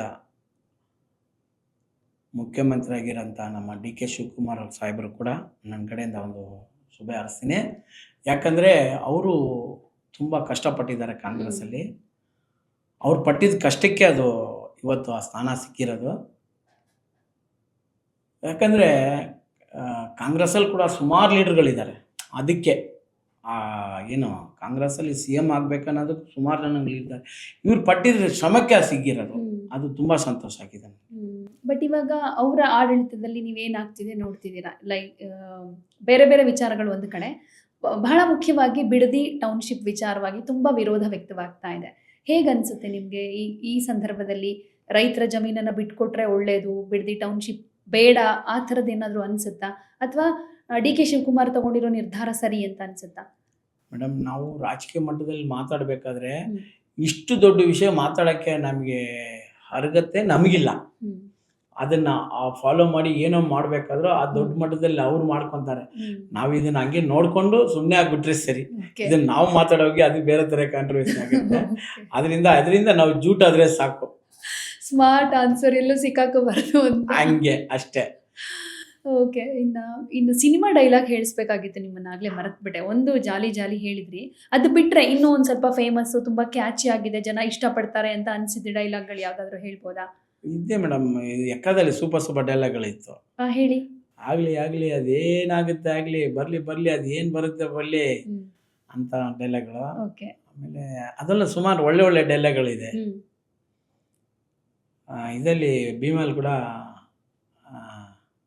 ಒಂದ್ಸಲಿ ಹೊಡೆದ್ರೆ ಜಾಲಿ, ಇನ್ನೊಂದ್ಸಲಿ ಹೊಡೆದ್ರೆ ಶ್ರದ್ಧಾಂಜಲಿ ಅನ್ನೋ ಥರ ಒಂದು ಡೈಲಾಗು. ಓಕೆ. ಚೆನ್ನಾಗಿ ಒಳ್ಳೆ ಡೈಲಾಗ್ಗಳಿದೆ. ಓಕೆ, ಅಂದ್ರೆ ಎಲ್ಲ ಜಾಲಿಗೆ ಆ ಪ್ರಾಸ ಎಲ್ಲದಕ್ಕೂ ಹಾಗೆ ಅದೇ. ಕಂಟಿನ್ಯೂ ಆಗ್ತಾ ಇದೆ. ಹಂಗೆ ಅದು Okay. ಹಂಗೆ ಜನ ಅದನ್ನ ಹೋಲಿಸಿ ಏನ್ ಮಾಡ್ಬಿಟ್ರು, ಅದನ್ನ ಅವ್ರಿಗೆ ಮೈಂಡ್ಗೆ ಹೋಗ್ಬಿಡುತ್ತದು, ಹಂಗೆ ಕೇಳ್ತಾರೆ ಅವರು. ಓಕೆ, ಈಗ ಮುಂದೆ ಇರೋ ಸಿನಿಮಾಗಳಲ್ಲಿ ಆ ಥರದ್ದು ಆ ಥರ ಇಲ್ಲ. ಏನಾದ್ರು ಇದೆಯಾ? ಇಲ್ಲ ಅದನ್ನ ಹಂಗೆ ಕಟ್ ಮಾಡ್ಬಿಟ್ಟು ಬೇರೆ ರೇಂಜಲ್ಲಿ ಮಾಡಿಸ್ಬಿಟ್ವಿ. ಓಕೆ, ಬೇರೆದು ಯಾವ್ದಾದ್ರು ಒಂದು ಹೇಳ್ಬೋದಾ? ಡೈಲಾಗ್ಗಳಿದೆ, ಪಿಕ್ಚರ್ ಬರಕ್ ಮುಂಚೆ ಹೇಳಂಗಿಲ್ಲ ಮೇಡಮ್. ಅದಕ್ಕೆ ರಿವೀಲ್ ಮಾಡಲ್ಲ. ಅವ್ರು ಬೇಜಾರು ಮಾಡ್ಕೊಬಿಡ್ತಾರೆ. ಓಕೆ. ಇನ್ನು ನಿಮಗೆ ಫೇವ್ರೇಟ್ ಅಂತಂದ್ರೆ ದುನಿಯಾ ವಿಜಿ ಅಂತ ಹೇಳಿದ್ರಿ, ಅವ್ರದ್ದೇ ಯಾವ್ದಾದ್ರು ಡೈಲಾಗ್ ನಿಮ್ಗೆ ಇಷ್ಟ ಇರೋದಿದೆಯಾ? ಹೇಳ್ಬೋದಾ ಗೊತ್ತಿದ್ರೆ? ಇದೆ, ಅಷ್ಟು ಅವ್ರ ಥರ ಹೇಳಕ್ಕಾಗತ್ತೆ ನಮ್ಗೆ? ಅಲ್ಲ, ಅಟ್ಲೀಸ್ಟ್ ಟ್ರೈ ಮಾಡ್ಬೋದಲ್ವಾ? ಅದು ತಪ್ಪಾಗಿ ಹೇಳ್ಬಿಟ್ರೆ ಅವ್ರು ಬೇಜಾರು ಮಾಡ್ಕೊಂಡ್ಬಿಡ್ತಾರೆ. ಇಲ್ಲ, ಈಗ ಹೇಳಿದ್ರಲ್ಲ ಅವ್ರು ಇಲ್ಲ ಜೊತೆಲಿ ಇದ್ಕೊಂಡು ನನ್ನ ಡೈಲಾಗೆ ಸರಿಯಾಗಿ ಹೇಳಿಲ್ಲ ನೀನಂತ ಬೈತಾರೆ ನನ್ನ. ಯಾವ್ದು ಪ್ರಾಕ್ಟೀಸ್ ಮಾಡಿಲ್ಲ, ಅಬ್ಸರ್ವ್ ಮಾಡಿಲ್ಲ ಅಷ್ಟೊಂದು. ಪ್ರಾಕ್ಟೀಸ್ ಮಾಡಿಲ್ಲ ಅಷ್ಟೇ. ಓಕೆ, ಒಂದಷ್ಟು ರ್ಯಾಪಿಡ್ ಫೈರ್ ಥರದ ಒಂದಷ್ಟು ಪ್ರಶ್ನೆಗಳು ಕೇಳ್ತೀನಿ. ಓಕೆ. ಪಟ್ ಅಂತ ಏನ್ ಅನ್ಸುತ್ತೆ ನೀವು ಆನ್ಸರ್ ಮಾಡ್ಬೇಕು. Okay. ಓಕೆ, ಈಗ ನಿಮ್ಗೆ ಒಂದು ಆಫರ್ ಬರುತ್ತೆ, ಒಂದೇ ನಿರ್ಧಾರ ಮಾಡಬೇಕು ಆಯ್ತಾ? ಇಲ್ಲ ಅಂತಾನು ಹೇಳಂಗಿಲ್ಲ, ಒಂದು ಆಯ್ಕೆ ಮಾಡ್ಕೊಳ್ಳೇಬೇಕು. ದುನಿಯಾ ವಿಜಯ್ ಅಥವಾ ಯಶ್, ಇವರಿಬ್ರು ಜೊತೆ ಆಕ್ಟ್ ಮಾಡಬೇಕು, ಅದರಲ್ಲಿ ಒಬ್ರನ್ನ ಸೆಲೆಕ್ಟ್ ಮಾಡಬೇಕು ಅಂತಂದ್ರೆ ಯಾರನ್ನ ಸೆಲೆಕ್ಟ್ ಮಾಡ್ತೀರಾ? Duniya Vijay sir. Okay, expected. Hero ಅಥವಾ ವಿಲನ್, ಯಾವ ಪಾತ್ರ ಇಷ್ಟ ನಿಮ್ಗೆ? ವಿಲನ್. ಹೀರೋ ಆಗೋ ಚಾನ್ಸ್ ಏನಾದ್ರು ಯಾರು ಇದೆ ಹೇಳಿದ್ರು, ನಮ್ಗೆ ನೀವು ರಿಜೆಕ್ಟ್ ಮಾಡಿದ್ರಾ? ಇಲ್ಲ ರಿಜೆಕ್ಟ್ ಇಲ್ಲ, ಇವಾಗ ಕೂಡ ಕೇಳ್ತಾ ಇದ್ದಾರೆ. ಓಕೆ. ನನಗೆ ಅದ್ರಲ್ಲಿ ಇಂಟ್ರೆಸ್ಟ್ ಇದೆ, ಬಟ್ ಇಂಟ್ರೆಸ್ಟ್ ಅಂದ್ರೆ ನಾವು ಅದಕ್ಕೆ ಕರೆಕ್ಟ್ ಆಗಿ ಇದೀವ ಅಂತ ಯೋಚನೆ ಮಾಡ್ತಾ ಇದೀವಿ ಅಷ್ಟೇ. ಓಕೆ, ಬಟ್ ವಿಲನ್ ಅಂತಾನೆ villain. Select okay. Okay. Yes, ರಾಜಕೀಯದಲ್ಲಿ ಬೆಳಿಬೇಕು ಅನ್ನೋ ಆಸೆ ಇದೆ, ಇನ್ ಫ್ಯೂಚರ್ CM ಆದ್ರೂ ಆಗಬಹುದು. ಆದ್ರೆ ಒಂದು ನಿರ್ಧಾರ ಮಾಡ್ತೀನಿ ಅಂತ ಅಂದ್ರೆ ಏನ್ ಮಾಡ್ತೀರಾ? ಯಾವ ನಿರ್ಧಾರ? ಫಸ್ಟ್ ನಿರ್ಧಾರ, ನಾನು ಮುಖ್ಯಮಂತ್ರಿ ಆದ ತಕ್ಷಣ ಇದನ್ನ ಮಾಡ್ತೀನಪ್ಪ, ಈ ತರ ಕೆಲವ್ರು ಹೇಳ್ತಾರಲ್ವಾ, ಹಂಗೆ ನೀವೇನ್ ಮಾಡ್ತೀರಾ? ಜನರಿಗೆ ಒಳ್ಳೇದು ಮಾಡ್ತೀನಿ ಅಷ್ಟೇ. ಓಕೆ, ಇದು ಸ್ಮಾರ್ಟ್ ಆನ್ಸರ್. ಪರ್ಟಿಕ್ಯುಲರ್ ಒಂದು ಹೇಳಲಿಲ್ಲ, it's okay. Okay, jolly Jack ಅವರಿಗೆ ಏನ್ ಕಂಡ್ರೆ ಭಯ? ನನ್ನ ಲೈಫಲ್ಲಿ ಹೇಳ್ತೀನಿ, ತಪ್ಪು ತಿಳ್ಕೊಬೇಡಿ, ಇಲ್ಲ ಹೇಳಿ. ನಾನು ಯಾರ ಕಂಡು ಭಯ ಪಟ್ಟಿಲ್ಲ. ಓಕೆ. ಇವತ್ತವರೆಗೂ ನಾನು ಭಯ ಪಟ್ಟಿದ್ದೇನೆಲ್ಲ ಭಯ ಪಡೋದಿಲ್ಲ. ಯಾರಿದ್ರು ಏಕ್ದಮ್ ಮುಲಾಜಿಲ್ದೆ ಮಾತಾಡ್ಬಿಡ್ತೀನಿ. ನಮಗೆ ಇನ್ನೊಂದು ಕೋಪನೂ ಬರೋದಿಲ್ಲ. ಅಷ್ಟು ಈಜಾಗಿ ನನ್ನ ಕೋಪ ಬರೋ ಥರ ಯಾರ ಕೈಯಲ್ಲೂ ಸಾಧ್ಯ ಇಲ್ಲ. ಮನೇಲೂ ಏನು ಕೋಪ ಮಾಡ್ತಾರೆ? ಯಾರು ನಾನು ಕೋಪ ಮಕ್ಕಳ ಜೊತೆ ಯಾರ ಜೊತೆನೂ ಕೋಪ ಮಾಡ್ಕೊಳಕ್ ಚಾನ್ಸೇ ಇಲ್ಲ. ನಾನು ಕೋಪ ಮಾಡ್ಕೊಳ್ಳೋದೇ ಇಲ್ಲ. ಓಕೆ. ನನ್ನ ಕೋಪನೇ ಬರಲ್ಲ. ಓಕೆ. ಓಕೆ. ನನ್ನ ಅಷ್ಟು ಈಜಾಗಿ ನನ್ನ ಕೆಣಕಕ್ಕೆ ಆಗೋದೇ ಇಲ್ಲ. ಏನಿದ್ರು ಸೀಕ್ರೆಟ್? ಅದೇನೋ ಗೊತ್ತಿಲ್ಲ, ಬರೋದಿಲ್ಲ. ಓಕೆ. ಒಂದ್ಸಲಿ ಬಂದ್ರೆ ರಾಕೆಟ್ ತರ ಬರುತ್ತೆ, ಅದಕ್ಕೆ ನಾನು ಅದನ್ನ ಬೇಡ ಅಂತ. ಯಾವಾಗ ಬಂದಿತ್ತು ಆ ತರ ರಾಕೆಟ್? ತುಂಬಾ ಟೈಮ್ ಬಂದಿರುತ್ತೆ, ಬಟ್ ಅದು ಆಫ್ ಮಾಡಿಕ್ಕಿರ್ತೀವಿ ನಾವು. ಬೇಡಪ್ಪ, ಅದು ತುಂಬಾ ಡೇಂಜರ್ ಅಂತ. ಮೊಬೈಲ್ ನಲ್ಲಿ ನೋಡಿದ್ದ ಲಾಸ್ಟ್ ವಿಡಿಯೋ ಯಾವುದು? ಇವಾಗ ಕೂಡ ಯಾವ್ದು ನೋಡ್ಕೊಂಡು ಕೂತ್ಕೊಂಡಿದ್ದೆ ಮೇಡಮ್. ಅವಾಗ ಏನೋ ರೀಲ್ಗಳು ನೋಡ್ತಾ ಇರ್ತೀನಿ, ರೀಲ್ಸ್ ಅಷ್ಟೇ, ಬೇರೆ ಏನಿಲ್ಲ. ಓಕೆ. ತುಂಬಾ ಹೊತ್ತು ಫೋನ್ ಯೂಸ್ ಮಾಡೋದು ಆ ಥರ ಎಲ್ಲ? ಫೋನಲ್ಲಿ ಮಾತಾಡ್ತೀನಿ ಅಷ್ಟೇ, ಜಾಸ್ತಿ ಏನಿಲ್ಲ. ಫೋನ್ ಹುಚ್ಚಿದೆ ನನಗೆ. ಆ ರೀಲ್ಸ್ಗಳು ನೋಡೋದು, ಸಾಂಗ್ ಕೇಳೋದು, ವಾಕ್ ಮಾಡೋವಾಗ ಕಂಪಲ್ಸರಿ ಸಾಂಗ್ ಇಲ್ಲದೆ ನಾನು ವಾಕ್ ಮಾಡೋದೇ ಇಲ್ಲ. ಆಮೇಲೆ ಈಗ ಹೇಳಿದ್ರಿ ದುನಿಯಾ ವಿಜಯ್ ಅವ್ರದ್ದು ಡೈಲಾಗ್ ಹೇಳೋದಕ್ಕೆ, ಅಯ್ಯೋ ನನ್ನ ಡೈಲಾಗೆ ಸರಿ ಹೇಳಿಲ್ವೇನೋ ಅಂತ ಬೈತಾರೇನೋ ಅಂತ ಭಯ ಅಂತ. ಬಟ್ ನಿಮಗೆ ಇಂಥ ಒಬ್ರು ಆಕ್ಟರ್ ಅಂತ ಅಂದ್ರೆ ಯಾವ ಆಕ್ಟರ್ನ ಇಮಿಟೇಟ್ ಮಾಡೋದಕ್ಕೆ ಇಷ್ಟ? ಇಮಿಟೇಟ್ ಮೀನ್ಸ್ ಅದು ಅವ್ರು ಹೇಗೆ ಹಾವಭಾವ ಇರುತ್ತೆ, ಅವರು ನಡ್ಕೊಂಡು ಬರೋ ಸ್ಟೈಲ್ ಆಗಿರ್ಬೋದು, ಡೈಲಾಗ್ ಹೇಳೋ ಸ್ಟೈಲ್ ಆಗಿರ್ಬೋದು. ಲೈಕ್ ವಿಜಯ್ ಅಂತ ಹೇಳಿದ್ರಿ, ಸೂರ್ಯ, ಯಾರು ಆಗಿರ್ಬೋದು, ಯಾರನ್ನು ಇಮಿಟೇಟ್ ಮಾಡೋದಕ್ಕೆ ಇಷ್ಟ? ಶಿವಣ್ಣ. ಓಕೆ, ಯಾವ ಸ್ಟೈಲ್ ಇಷ್ಟ ಆಗುತ್ತೆ? ಅವ್ರ ಲಾಂಗ್ ಹಿಡಿಯೋ ಸ್ಟೈಲ್ ತುಂಬಾ ಇಷ್ಟ. ಓಕೆ, ನೀವು ಟ್ರೈ ಮಾಡಿದ್ದೀರಾ? ಇಲ್ಲ, ನಮ್ಗೆ ಅದೇ ಹೇಳಿಲ್ಲ, ಕೋಪ ಬರಲ್ಲ ಮೇಡಮ್. ಕೋಪ ಅಂಕಲ್ ಬಂದ್ರೆ ರಿಯಲ್ ಲೈಫಲ್ಲಿ ಲಾಂಗ್ ಹಿಡೀರಿ ಅಂತಲ್ಲ, ಜಸ್ಟ್ ಪ್ರಾಕ್ಟೀಸ್. ಶಿವಣ್ಣ ಹಿಂಗ್ ಲಾಂಗ್ ಹಿಡಿತಾರಲ್ವಾ? ಅದೆಲ್ಲ ನಾವು ಶೂಟಿಂಗ್ ಟೈಮಲ್ಲಿ ಮಾಡಿದ್ವಿ. ಸಲಗ ಟೈಮಲ್ಲಿ ಓಕೆ. ಮಲ್ಟರ್ ಸೀನ್ಗಳಿದೆ. ಅವಾಗ ನಾನು ಸುಮಾರು ಸೀನ್ಗಳು ಫೋಟೋ ಎಲ್ಲ ಹಿಡಿದಿಕ್ಕಿದ್ದೀನಿ ಶಿವಣ್ಣ ತರನೇ. ಆ ತರ ಲಾಂಗ್ ಹಿಡ್ಕೊಂಡು ಬಂದಿರೋ ವಿಡಿಯೋ ಎಲ್ಲ ಇದೆ ಹಂಗಾದ್ರೆ ನಿಮ್ಮ ಹತ್ರ? ಫೋಟೋ ಇವಾಗಿಲ್ಲ, ನಾನು ಮೊಬೈಲ್ ಚೇಂಜ್ ಮಾಡ್ಬಿಟ್ಟೆ, ಬೇರೆ ಫೋಟೋಗಳಿದೆ. ಆಮೇಲೆ ನಂಗೆ ಗೊತ್ತಿಲ್ಲ, ಇದು ಕೇಳ್ತಿದ್ದೀನಿ, ರೀಲ್ಸ್ ಮಾಡೋ ತರದ್ದೇನಾದ್ರು ಕ್ರೇಜ್ ಇದೆಯಾ ನಿಮ್ಗೆ? ರೀಲ್ಸ್ ಏನು ಮಾಡೋದಿಲ್ಲ? ಓಕೆ, ಸಿನಿಮಾದಲ್ಲಿ ಆ ರೀಲ್ ಅಷ್ಟೇ. Okay okay okay. Jolly jolly Jack ಅವರೇ, ಒಂದಷ್ಟು ಜಾಲಿ ಜಾಲಿಯಾಗೂ ಕೂಡ ಇತ್ತು ನಿಮ್ಮ ಜೊತೆ ಮಾತುಕತೆ ನಡೆಸಿದ್ದು, ಜೊತೆಗೆ ಒಂದಷ್ಟು ಎಮೋಷ್ನಲ್ ಆದ್ರಿ, ಸ್ವಲ್ಪ ನಮಗೂ ಬೇಸರ ಆಯಿತು. ಬಟ್ ನಿಮ್ಮ ಮುಂದಿನ ಜೀವನ ಏನಿರ್ಬೋದು, ರಾಜಕೀಯ ಆಗಿರ್ಬೋದು, ಸಿನಿಮಾ ಆಗಿರ್ಬೋದು, ನೀವೆಲ್ಲ ಅಂದ್ಕೊಂಡ ಹಾಗೇನೆ ಆಗಲಿ, ಎಲ್ಲವೂ ಜಾಲಿ ಜಾಲಿಯಾಗಿ ನಡ್ಕೊಂಡು ಹೋಗಲಿ ಅಂತ ನಾವು ಕೂಡ ಆಶಿಸ್ತೀವಿ. And thank you so much ಒಂದಷ್ಟು ವಿಚಾರಗಳನ್ನ ನಿಮ್ಮ ಬಗ್ಗೆ, ಸಿನಿಮಾ ಕೆರಿಯರ್ ಬಗ್ಗೆ, ಪೊಲಿಟಿಕಲ್ ಪ್ಲಾನ್ಸ್ ಬಗ್ಗೆ ಹೇಳ್ಕೊಂಡಿದ್ದಕ್ಕೆ thank you so much. Thank you madam. ಯಾವುದೇ ಸುದ್ದಿಯ ಅಪ್ಡೇಟ್ ಅನ್ನ ಮಿಸ್ ಮಾಡ್ಕೊಳ್ಬಾರ್ದು ಅಂದ್ರೆ ಈಗ್ಲೇ ಒನ್ ಇಂಡಿಯಾವನ್ನ ಸಬ್ಸ್ಕ್ರೈಬ್ ಮಾಡಿ. ನಿಮಗೆ ಬೇಕಾದ ಭಾಷೆಯಲ್ಲಿ ಎಲ್ಲಾ ಸುದ್ದಿ ತಿಳಿಬೇಕು ಅಂದ್ರೆ ಒನ್ ಇಂಡಿಯಾ ಆಪ್ ಅನ್ನ ಡೌನ್ಲೋಡ್ ಮಾಡ್ಕೊಳ್ಳಿ.